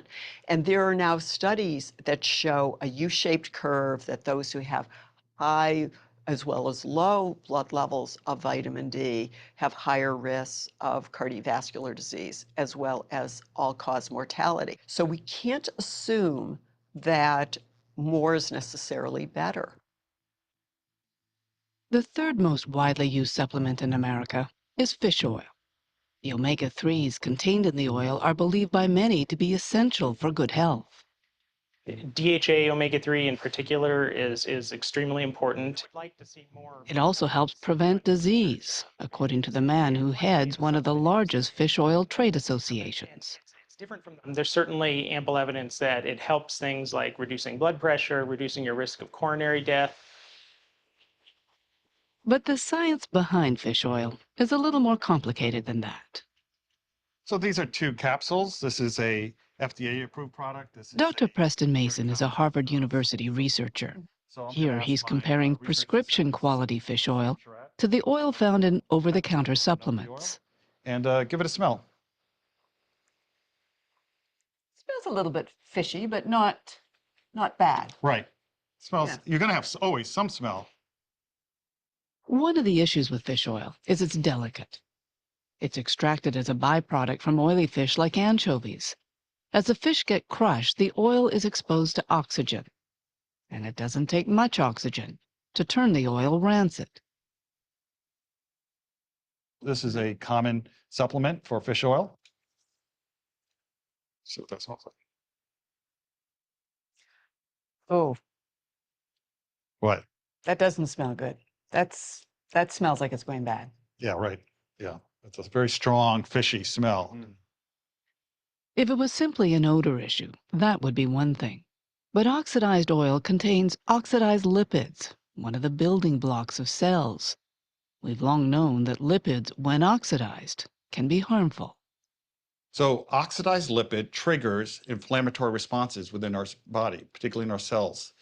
And if we ingest oxidized lipid, we can trigger these inflammatory changes that can lead to things like cardiovascular disease.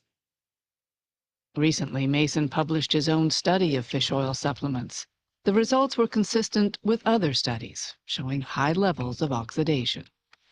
One in New Zealand found 83% of fish oils tested failed to meet the industry's own standard.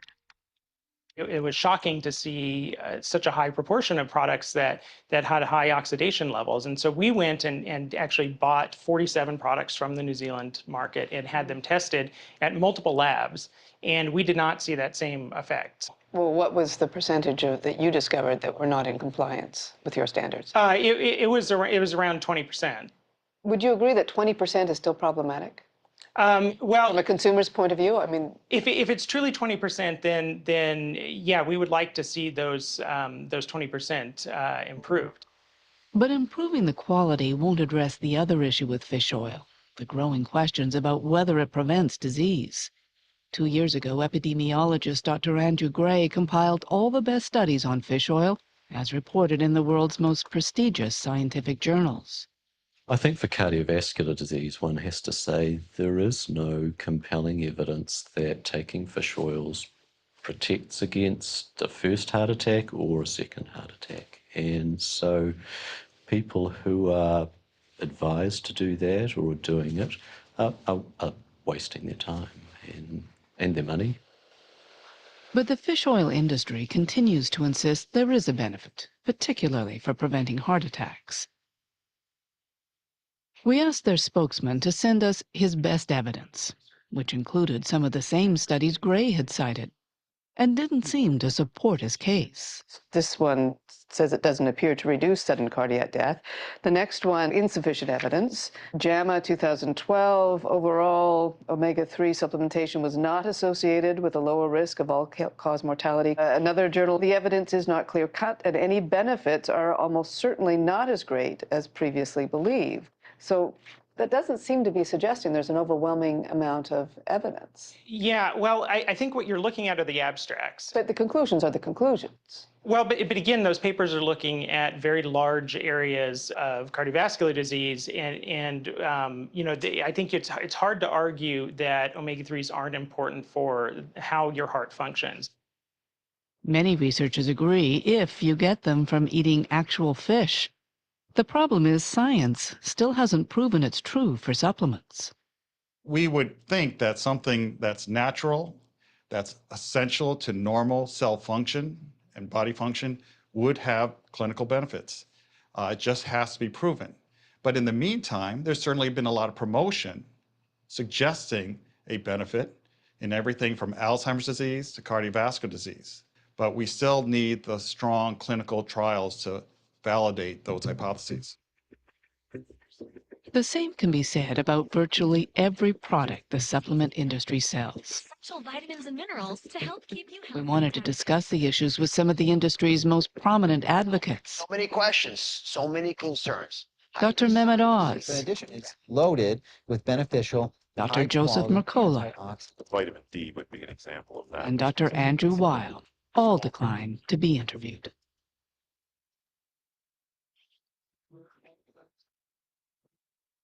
While the debate continues over whether supplements actually work, in rural Guelph, Ontario, there is a botanist who may have found an answer to that other troublesome question: what's actually in the pills and potions that we take? Dr. Stephen Newmaster is part of a worldwide effort to collect and catalog nature's wide array of DNA.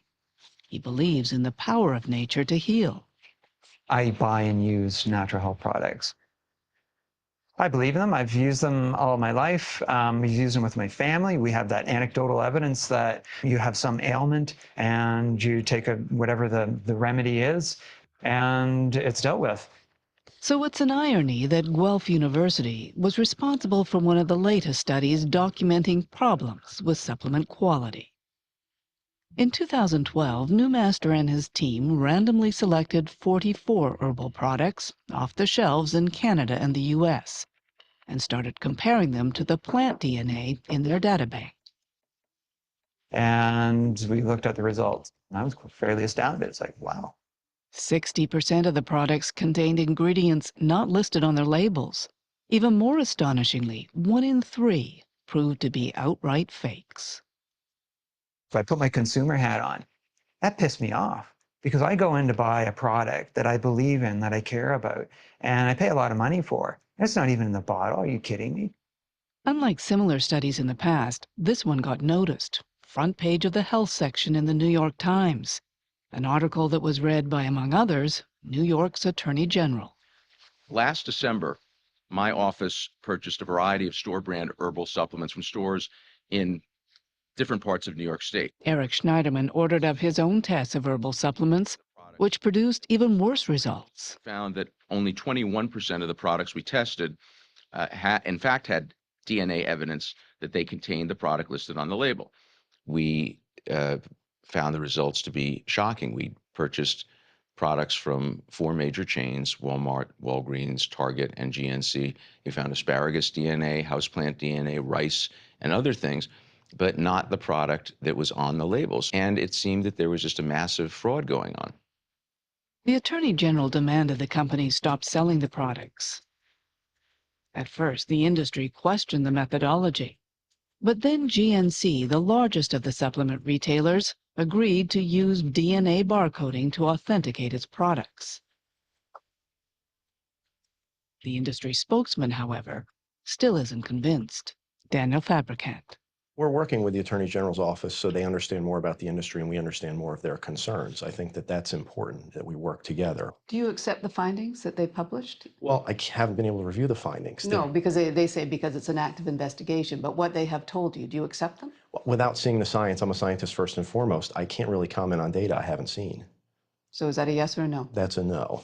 You say you haven't seen the actual study from the Attorney General, so you can't actually comment, but you have seen the study from the Guelph University that was published a year 2013.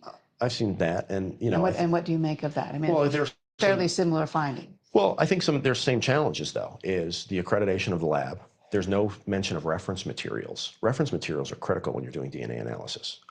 Not knowing how you established a baseline, what are you comparing?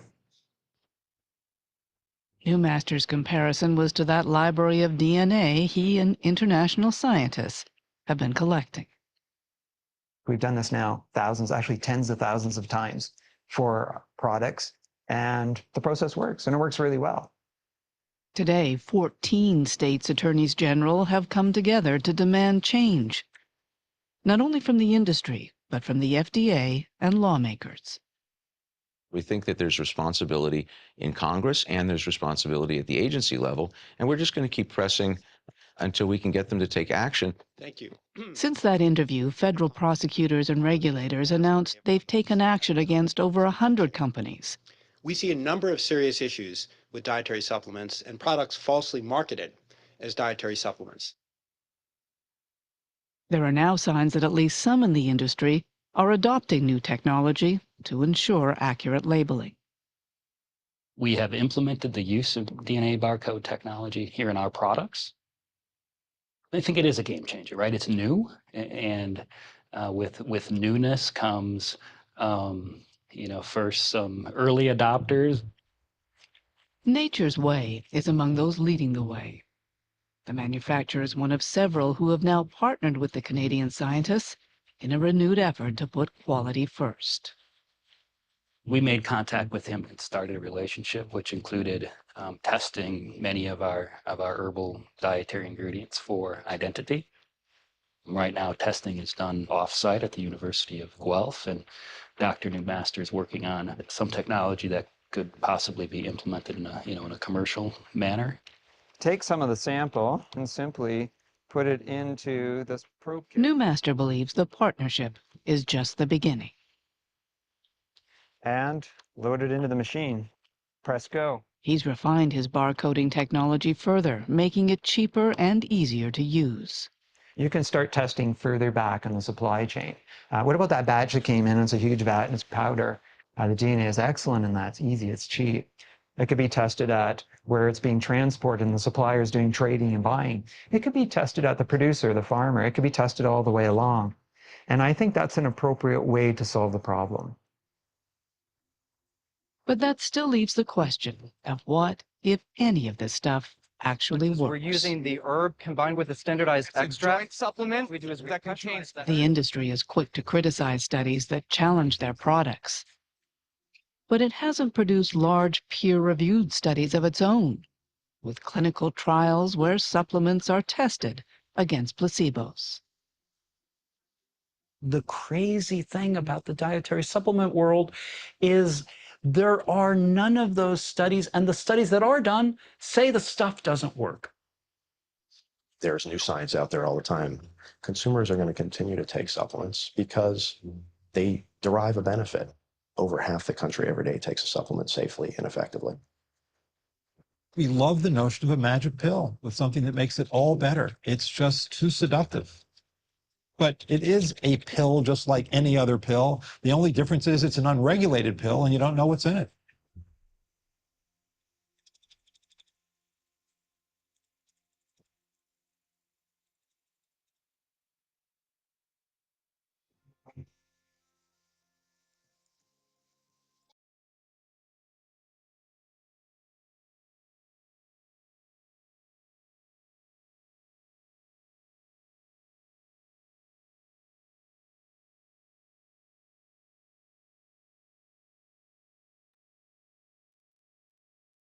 All right, so we still have an hour left to cover chapter 6. And I don't have a significant number of slides from chapter 6. But I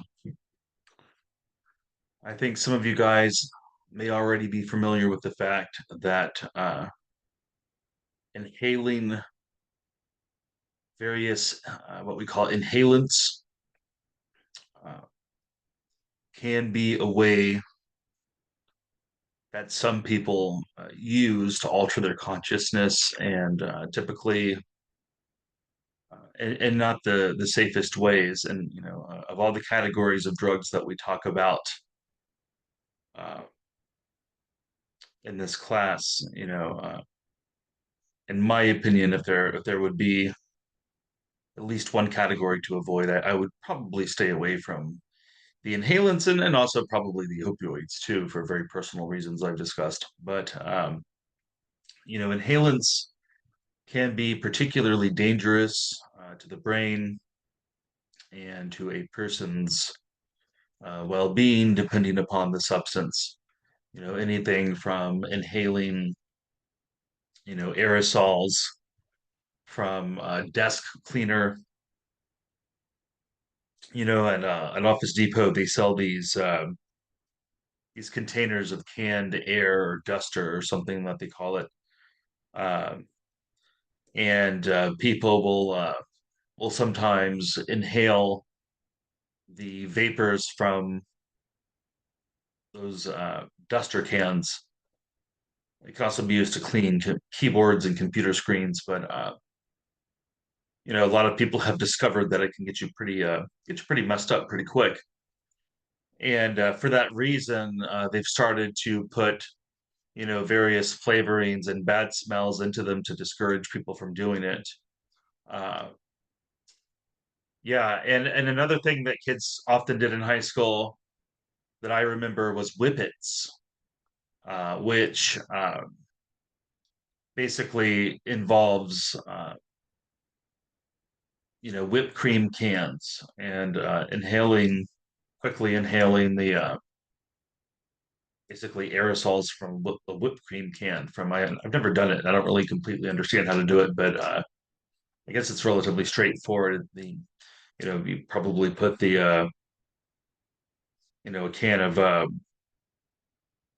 whipped cream under pressure, like I guess under your nose, and I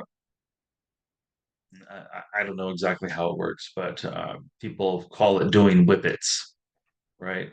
Uh, for that reason.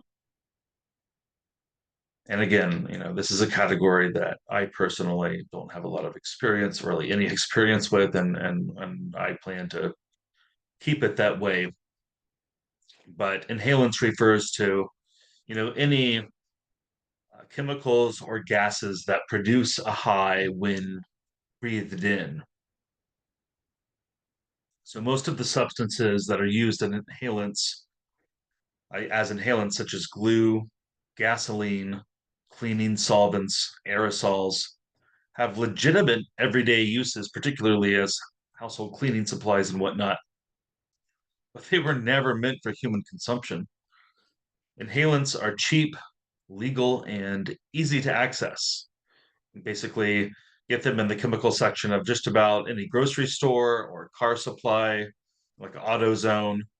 Uh, and they have a high potential for abuse, particularly among adolescents. So there are hundreds of different kinds of inhalants. Like I've been mentioning, you have your solvents, volatile solvents, meaning solvents that evaporate when exposed to air, and solvent meaning that they dissolve many other types of substances, such as benzene, toluene, acetone, hexane, gasoline, even other cleaning fluids and paint thinners, airplane glue, notoriously, um, hairsprays, spray paint, cooking sprays. I mean, the list goes on and on. Basically, anytime there's aerosols involved, there's the potential for people to possibly abuse that, right? Frank Cruz shared that he had a close friend overdose on whippets and has been a vegetable scent. Wow. Yeah. See, I mean, that's more powerful than anything that I can say. Wow. Yeah. When I say that these aerosols can be really dangerous to your brain, I mean, I am really not over exaggerating. It's really, I mean, just doing it once can cause significant brain damage. The bad news sort of stuff here in this chapter. uh, nitric oxide used by dentists, right? Actually, dentists have been known to, and I'm not saying this about all. I'm sorry if you guys can hear my cat; she's meowing outside the door, and I'm not going to let her in here because it will be extremely distracting. She's old and she just nothing I do will make her stop meowing. She just goes into these episodes where she just meows and meows and meows. I think she's 15 or 16 years old, but I love her. But she's having one of her little meowing episodes right now, and letting her in will not make it stop. It will just make it louder.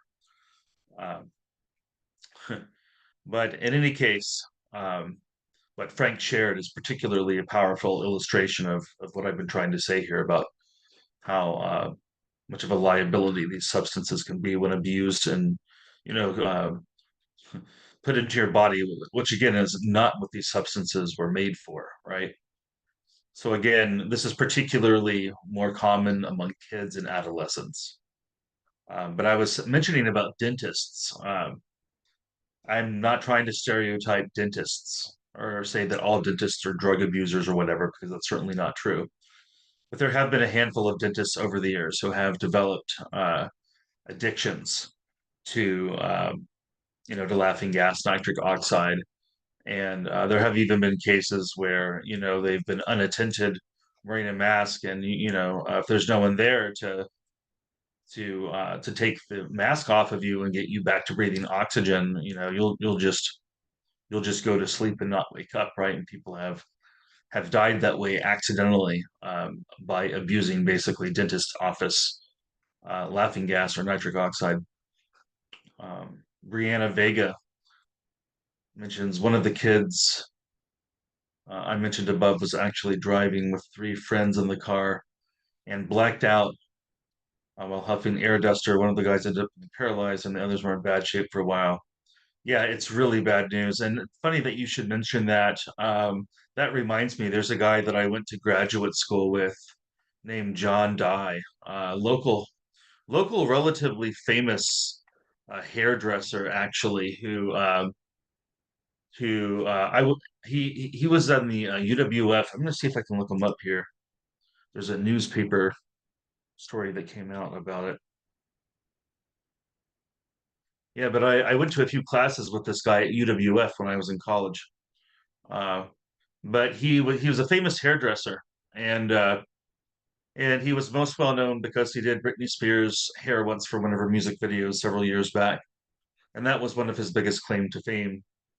And he was, a relatively nice guy. I never had a problem with him. He was always fun to be around, anytime that ever I took a class with him, or the couple of occasions where I, where was present in social gatherings that I attended.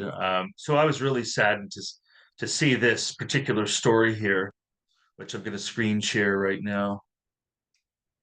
And this is just another powerful illustration of what we're talking about here.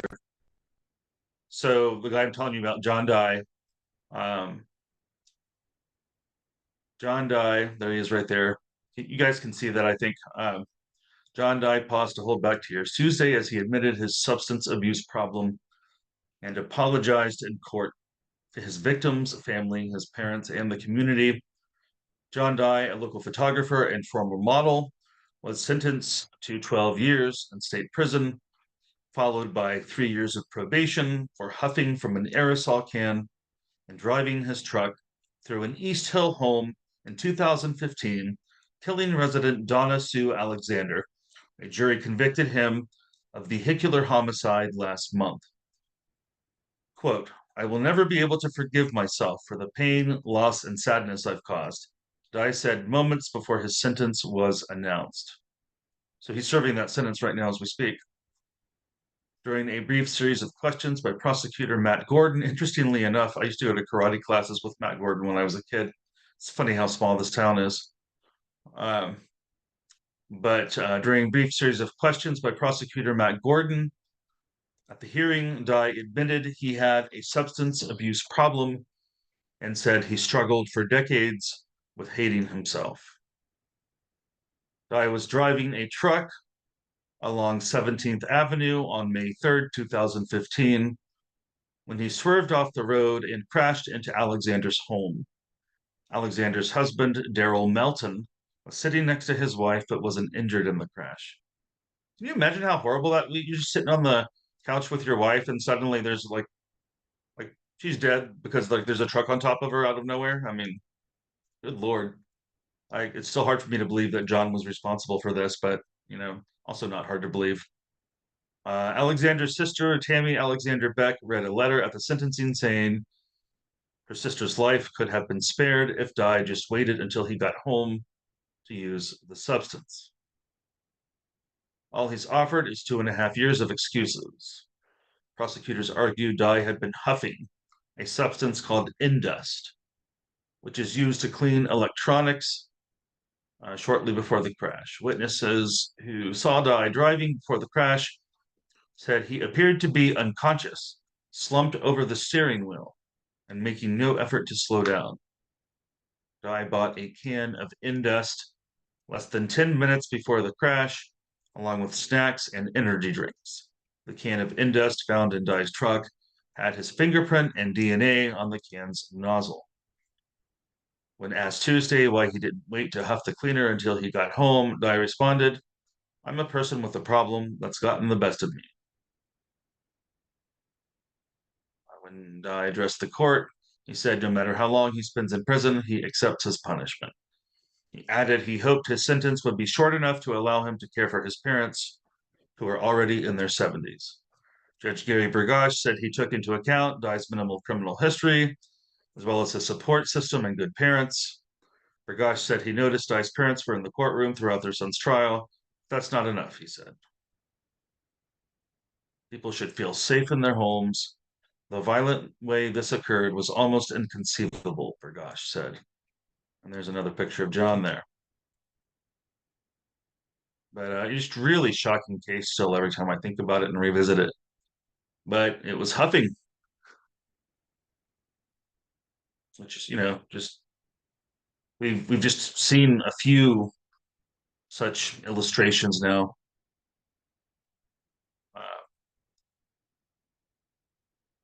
But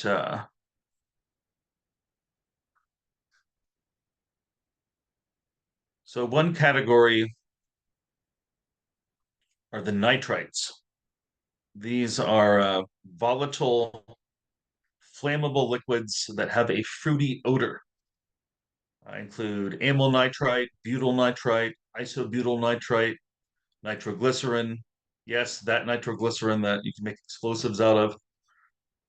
They relax the smooth muscles that control the diameter of the blood vessels and the iris of the eye. Also, the muscles that keep your anal sphincter muscle closed and tight and prevent us from pooping and peeing on ourselves. Nitroglycerin was synthesized in 1846. Chemists discovered it could cause a severe headache when placed on the tongue, but it could relieve heart pain if placed under the tongue. Amyl nitrate poppers were synthesized in 1857, used medically but short-lasting and unreliable for heart pain, used when rapid absorption through inhalation. They're used. Inhalation is how poppers are consumed. You get a very rapid sense of warmth and giddiness, and rapid heart rate, and removal of inhibitions, skin sensitivity, and poppers are often popular in the gay community to be used during sexual behavior. That's not just gay people that use them, but most of the people that I've ever talked to, that I've known in my life, who have mentioned the use of poppers, which haven't been a lot of people, but I've actually known a handful of people who've talked about using them, and all of those people were gay men. I mean, there's no reason why you have to be a gay man to use poppers, but it just seems to be particularly popular in that community, but often used during sex to enhance the experience of anal sex. So the toxicity, as long as they're inhaled, uh, they're relatively safe. As long as you're not on any other low blood pressure medications, like it can be fatal if you take poppers while you're on Viagra. I mean, it's really dangerous to do that. People have died. So many people have died from that. Um, but assuming that you're not on Viagra or some other blood pressure medication, they're usually relatively safe the way that people use them recreationally during sex. Um, but they're very, very toxic if ingested orally. Never consume poppers orally. It'll interfere with your blood's ability to transport oxygen, and your hemoglobin will not function correctly, and can actually cause your tissues to suffocate. And this is similar to how cyanide actually was used in the Nazi gas chambers to kill many people at once, right?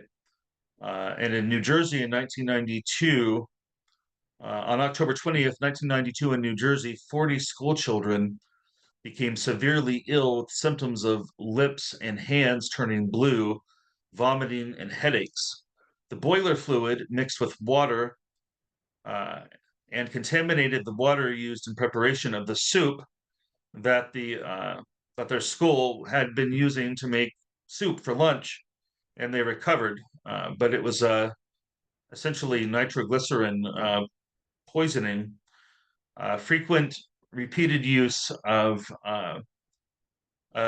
nitrate poppers can produce tolerance. And again, the main concern about poppers, nitrate poppers, is that if you have a heart condition or if you are on heart medications or blood pressure medications, uh, you want to stay away from poppers. Bad news to mix those things. Very dangerous. Can cause a very rapid loss of blood pressure where you just lose consciousness and that's it. And you're just you just fall out. Uh, your blood pressure will just plummet, and that's really dangerous. Um, Now, I mentioned nitrous oxide earlier. Ether was introduced by Friedrich Hoffman, not to be confused with Albert Hoffman, the LSD guy, but ether was introduced by Friedrich Hoffman under the brand name Anodyne, which was sold as a liquid tonic in the 1700s. It wasn't until the 1840s that its value as an anesthetic became apparent. It was first used by Dr. Crawford Williamson in Georgia in 1842 to remove a tumor from the neck of a patient. Ether was first used by a dentist named Morton. He said he would demonstrate its application as a general anesthetic in 1847 during a demonstration at Massachusetts General Hospital. The gallery was full. A group of men were available to hold the patient down, the process without anesthesia. And Morton appeared with an anesthesia machine he had invented. The first case of a patient undergoing major surgery while asleep with his heart and respiration safely intact became history. Ether and chloroform were both used during the Civil War, but because chloroform worked faster and was less flammable, it was the preferred method that was used during amputations and such during the Civil War, which was really a brutal time to get injured as a soldier. That was an up close, personal, really violent conflict, and a lot of people lost arms and legs. Not to mention all the people that died during the Civil War. Right, extremely violent conflict, and often, these substances weren't available. Right, so all they would have to resort to would just be good old fashioned alcohol. Right, good old fashioned grain alcohol, which they can both pour on the wound and also, give the person some to drink to ease their pain a little bit. Of course, the downside of that is alcohol is a blood thinner, right? But they probably were not aware of that at the time.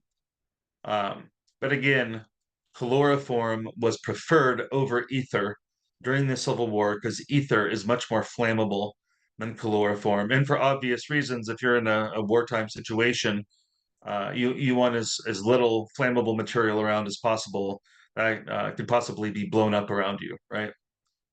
So ether has been used recreationally also for a lot of years, particularly if you watch the movie Fear and Loathing in Las Vegas that stars Johnny Depp and Benicio del Toro, which is a cult classic movie among people who are into psychedelic drugs and whatnot, and stoners, and it's just a cult classic kind of movie. But a lot of you guys, no doubt, probably have seen it.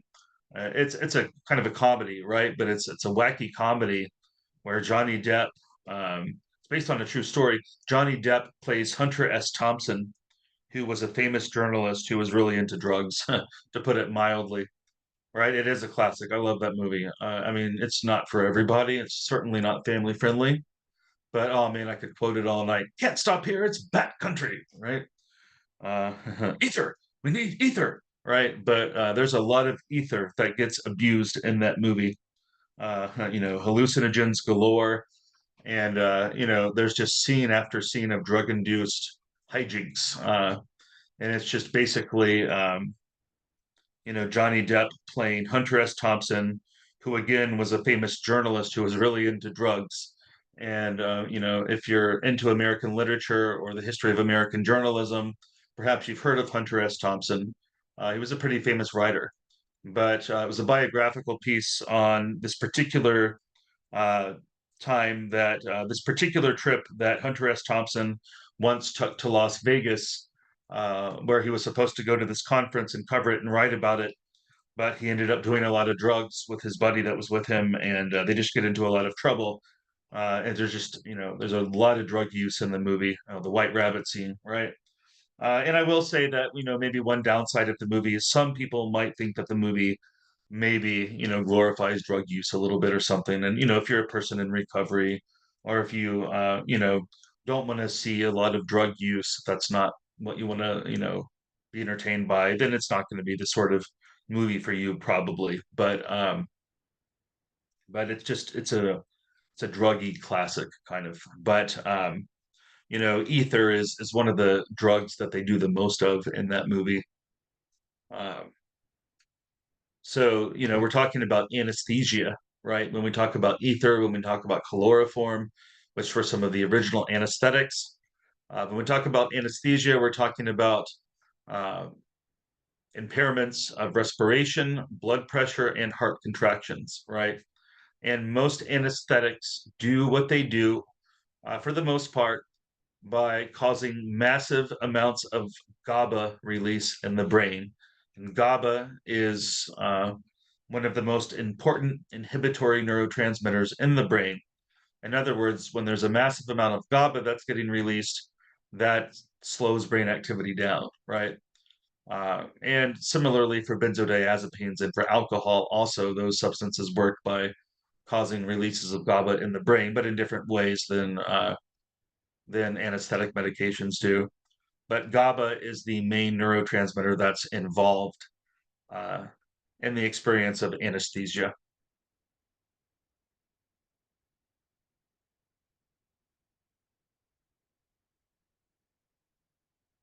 So there's kind of a nervous system sequence that happens when anesthesia is administered. There's this very brief little period of kind of giddiness that you get when it's first coming in. That when I say brief, minutes or less, right? But when it's first kind of being put into your IV, right? If you're going into a surgery or something, but then you get this, they start counting down from 10, and then everything just kind of the world just kind of goes away all of a sudden, right? And anesthesia is wild, right? Because when you have surgery under general anesthesia, experientially, it's really just so surreal. I've gone through the experience a handful of times, but it really is like there's just been a pause, like if you just shut your eyes and open them again, and boom, here I am in the recovery room. It's like literally your brain just gets turned off for an hour or two, and that time that that they turn your cerebral cortex off, it literally just becomes lost time. And the experience of recovery from anesthesia in a recovery room is a surreal one for a lot of people. But of course, if these medications are overused, of course, then death is the result because, uh, or if they're misused, right? Like in the way that Michael Jackson died, he basically died from the misuse of anesthetic medications. He had a unethical doctor that he was paying to give him these medications at his home. The problem is, when you use these anesthetic medications, you really need to have a breathing machine around. You need to have the resources immediately available to resuscitate somebody if it goes a little bit too far. And they just didn't have that in Michael Jackson's home, right? There was also a plastic surgeon from Gulf Breeze recently who was in the news. Actually, I've been meaning to update myself on that case. I read about it a couple of months ago, and I've forgotten to update myself. But there was this local plastic surgeon from Gulf Breeze who who was performing plastic surgery on his wife at his Gulf Breeze clinic last year, and she died while under anesthesia. They gave her too much anesthesia medication, and she died. The guy was negligent and caused the death of his own wife, who I guess he was giving her a nose job or a facelift, or I don't know. I don't know what I procedure he was think he was performing on her. performing lipo on her, but there was no one Oh, else so in the room. I think he what? was supposed to be performing lipo on her, but there was no one else in the room. He did that completely by himself. My mom works at Ascensions and it went around the hospital. Oh yeah, And they're concerned that he actually killed his wife, that it wasn't just regular it wasn't an negligence, accident, huh? accident. So they speculate that he killed his wife because he had sewn her tongue to the inside of her cheek. So that's what I heard. I don't know Okay. if those are just hospital rumors, but that's what I heard from that story because it went See, this is around. the stuff. This is the stuff of like Netflix series. Like they're always looking for ideas for scripts. On like these American horror story sort of shows, where all sorts of terrible things happen to people. I mean, reality is often stranger than fiction. It's really wild. Uh, and I wonder what will end up happening with that case. I'll have to keep an eye on that. So it sounds like that a lot of people have heard about that case. So burnt spices and aromatic gums, exotic spices, and incense have been used in religious rituals since the time of the ancient Greeks.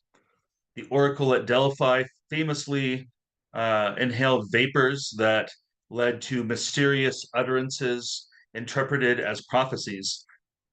Famously visited by Socrates, right, who supposedly was told by the oracle at Delphi that he was the wisest man alive during his life, uh, or so the legend goes, right?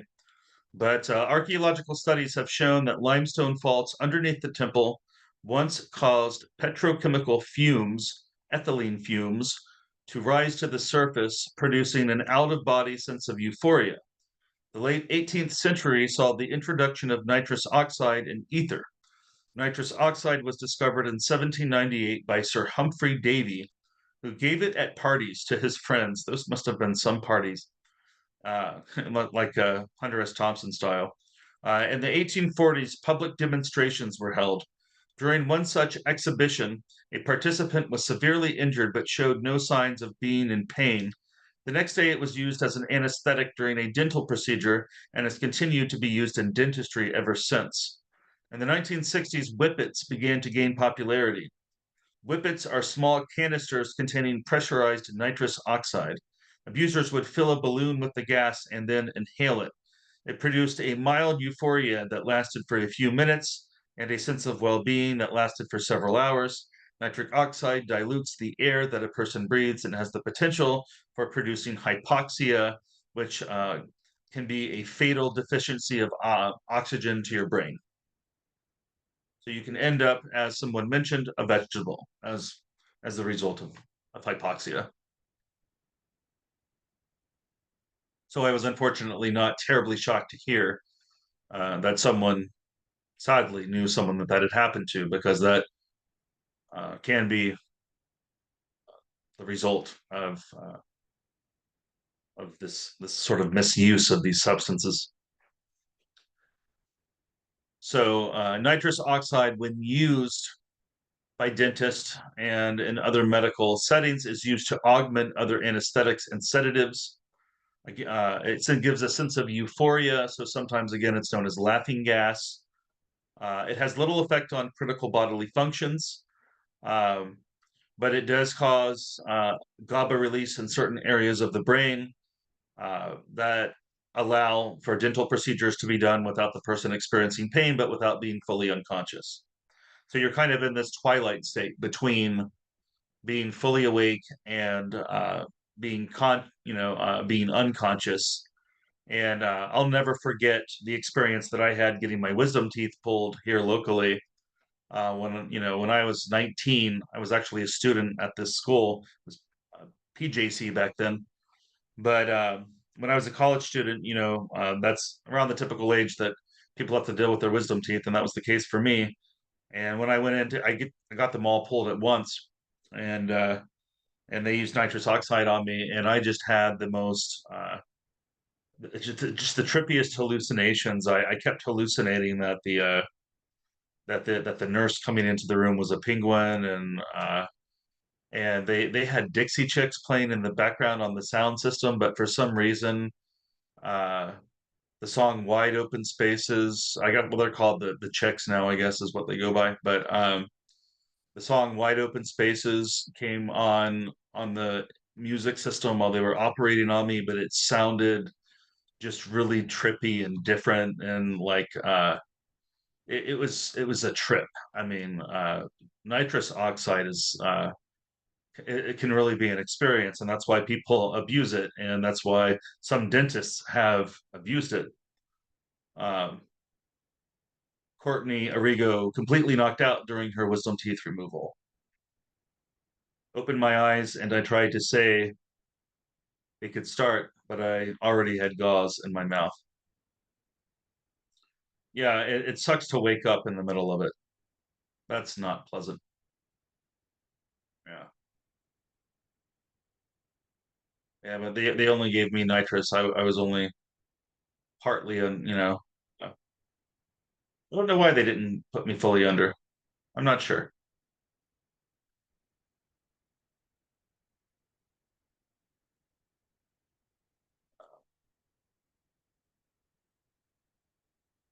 So again, the main danger with nitrous oxide is not getting enough oxygen. So nitrous oxide is delivered typically like in a dental setting through a mask, right? And they have to maintain there's a special mix of oxygen and nitrous that they're trained to maintain. But if they don't get the mix right and there's not enough oxygen in there, you'll just go to sleep and never wake up, and you'll get hypoxia and either permanent brain damage or you'll die, right? And if the equipment malfunctions, or again, if you go unconscious and there's no one there to rescue you, right? It can really be a disaster. And long-term abusers of nitrous oxide are known to have issues with a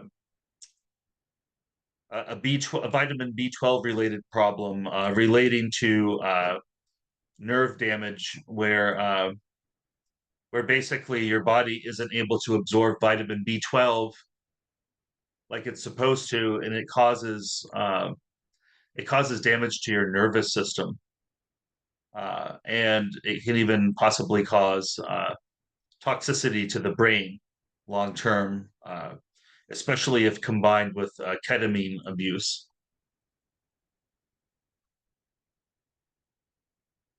So, as mentioned earlier, the Oracle at Delphi reportedly inhaled mysterious vapors which might have been ethylene.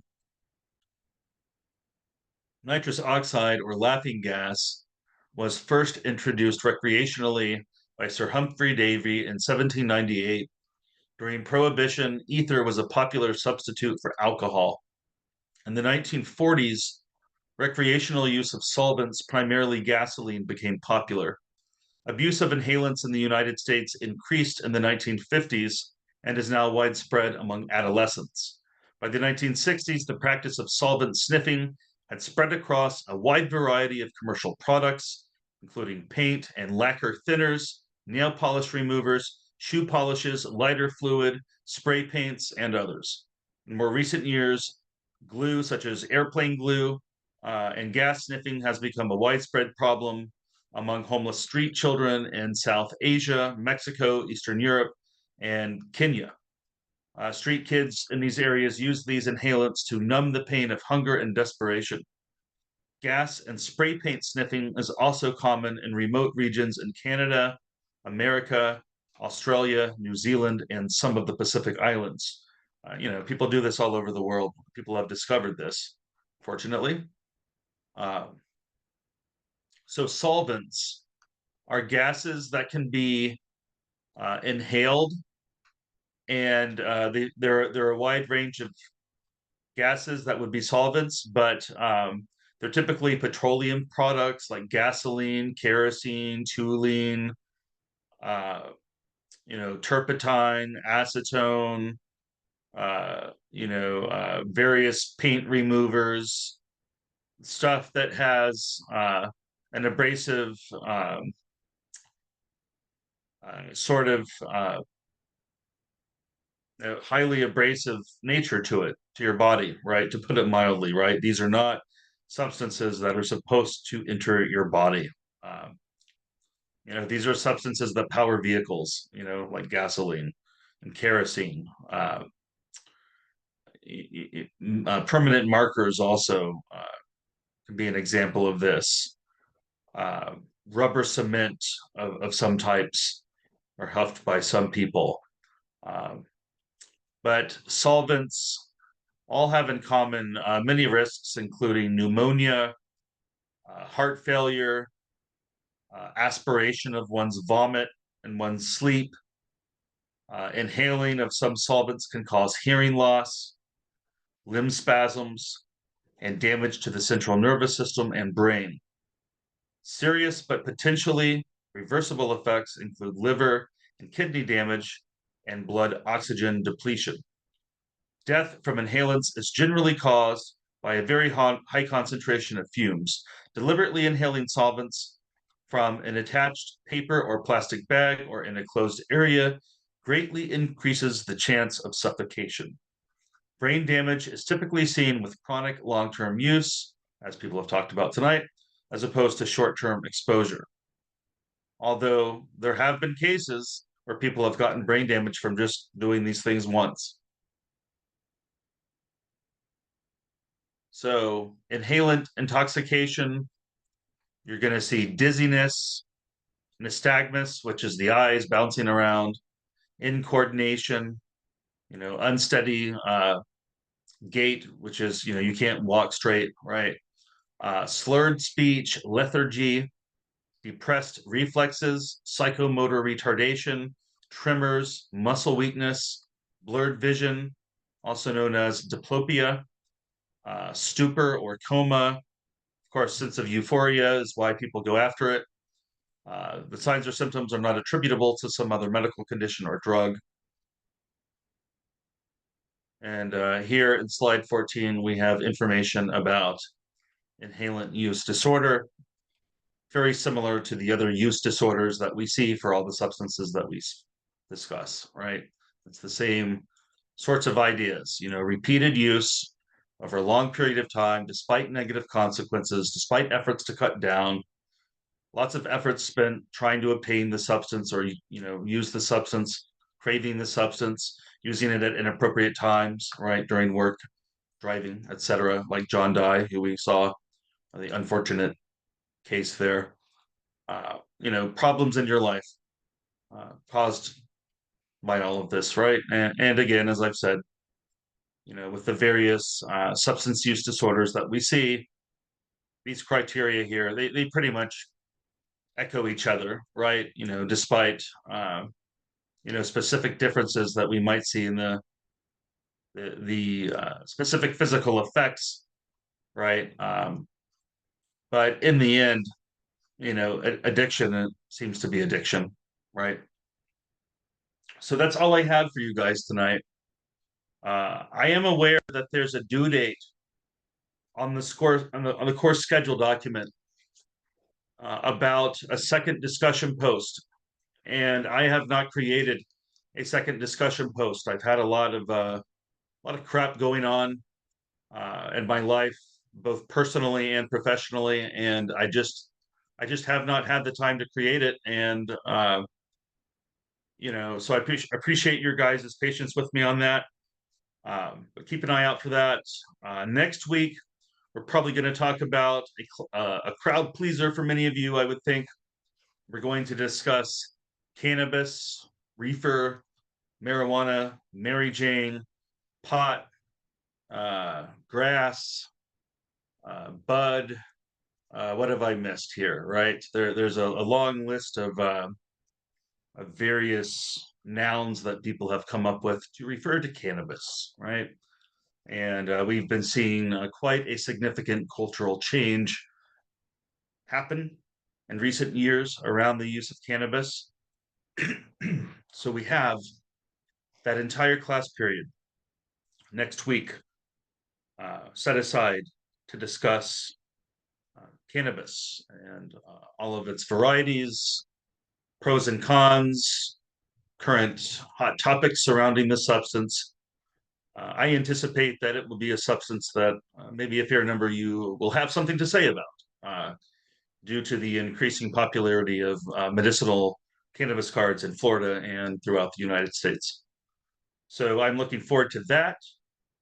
I hope that you all have a good rest of your week, and for the next week, everything goes well for all of you.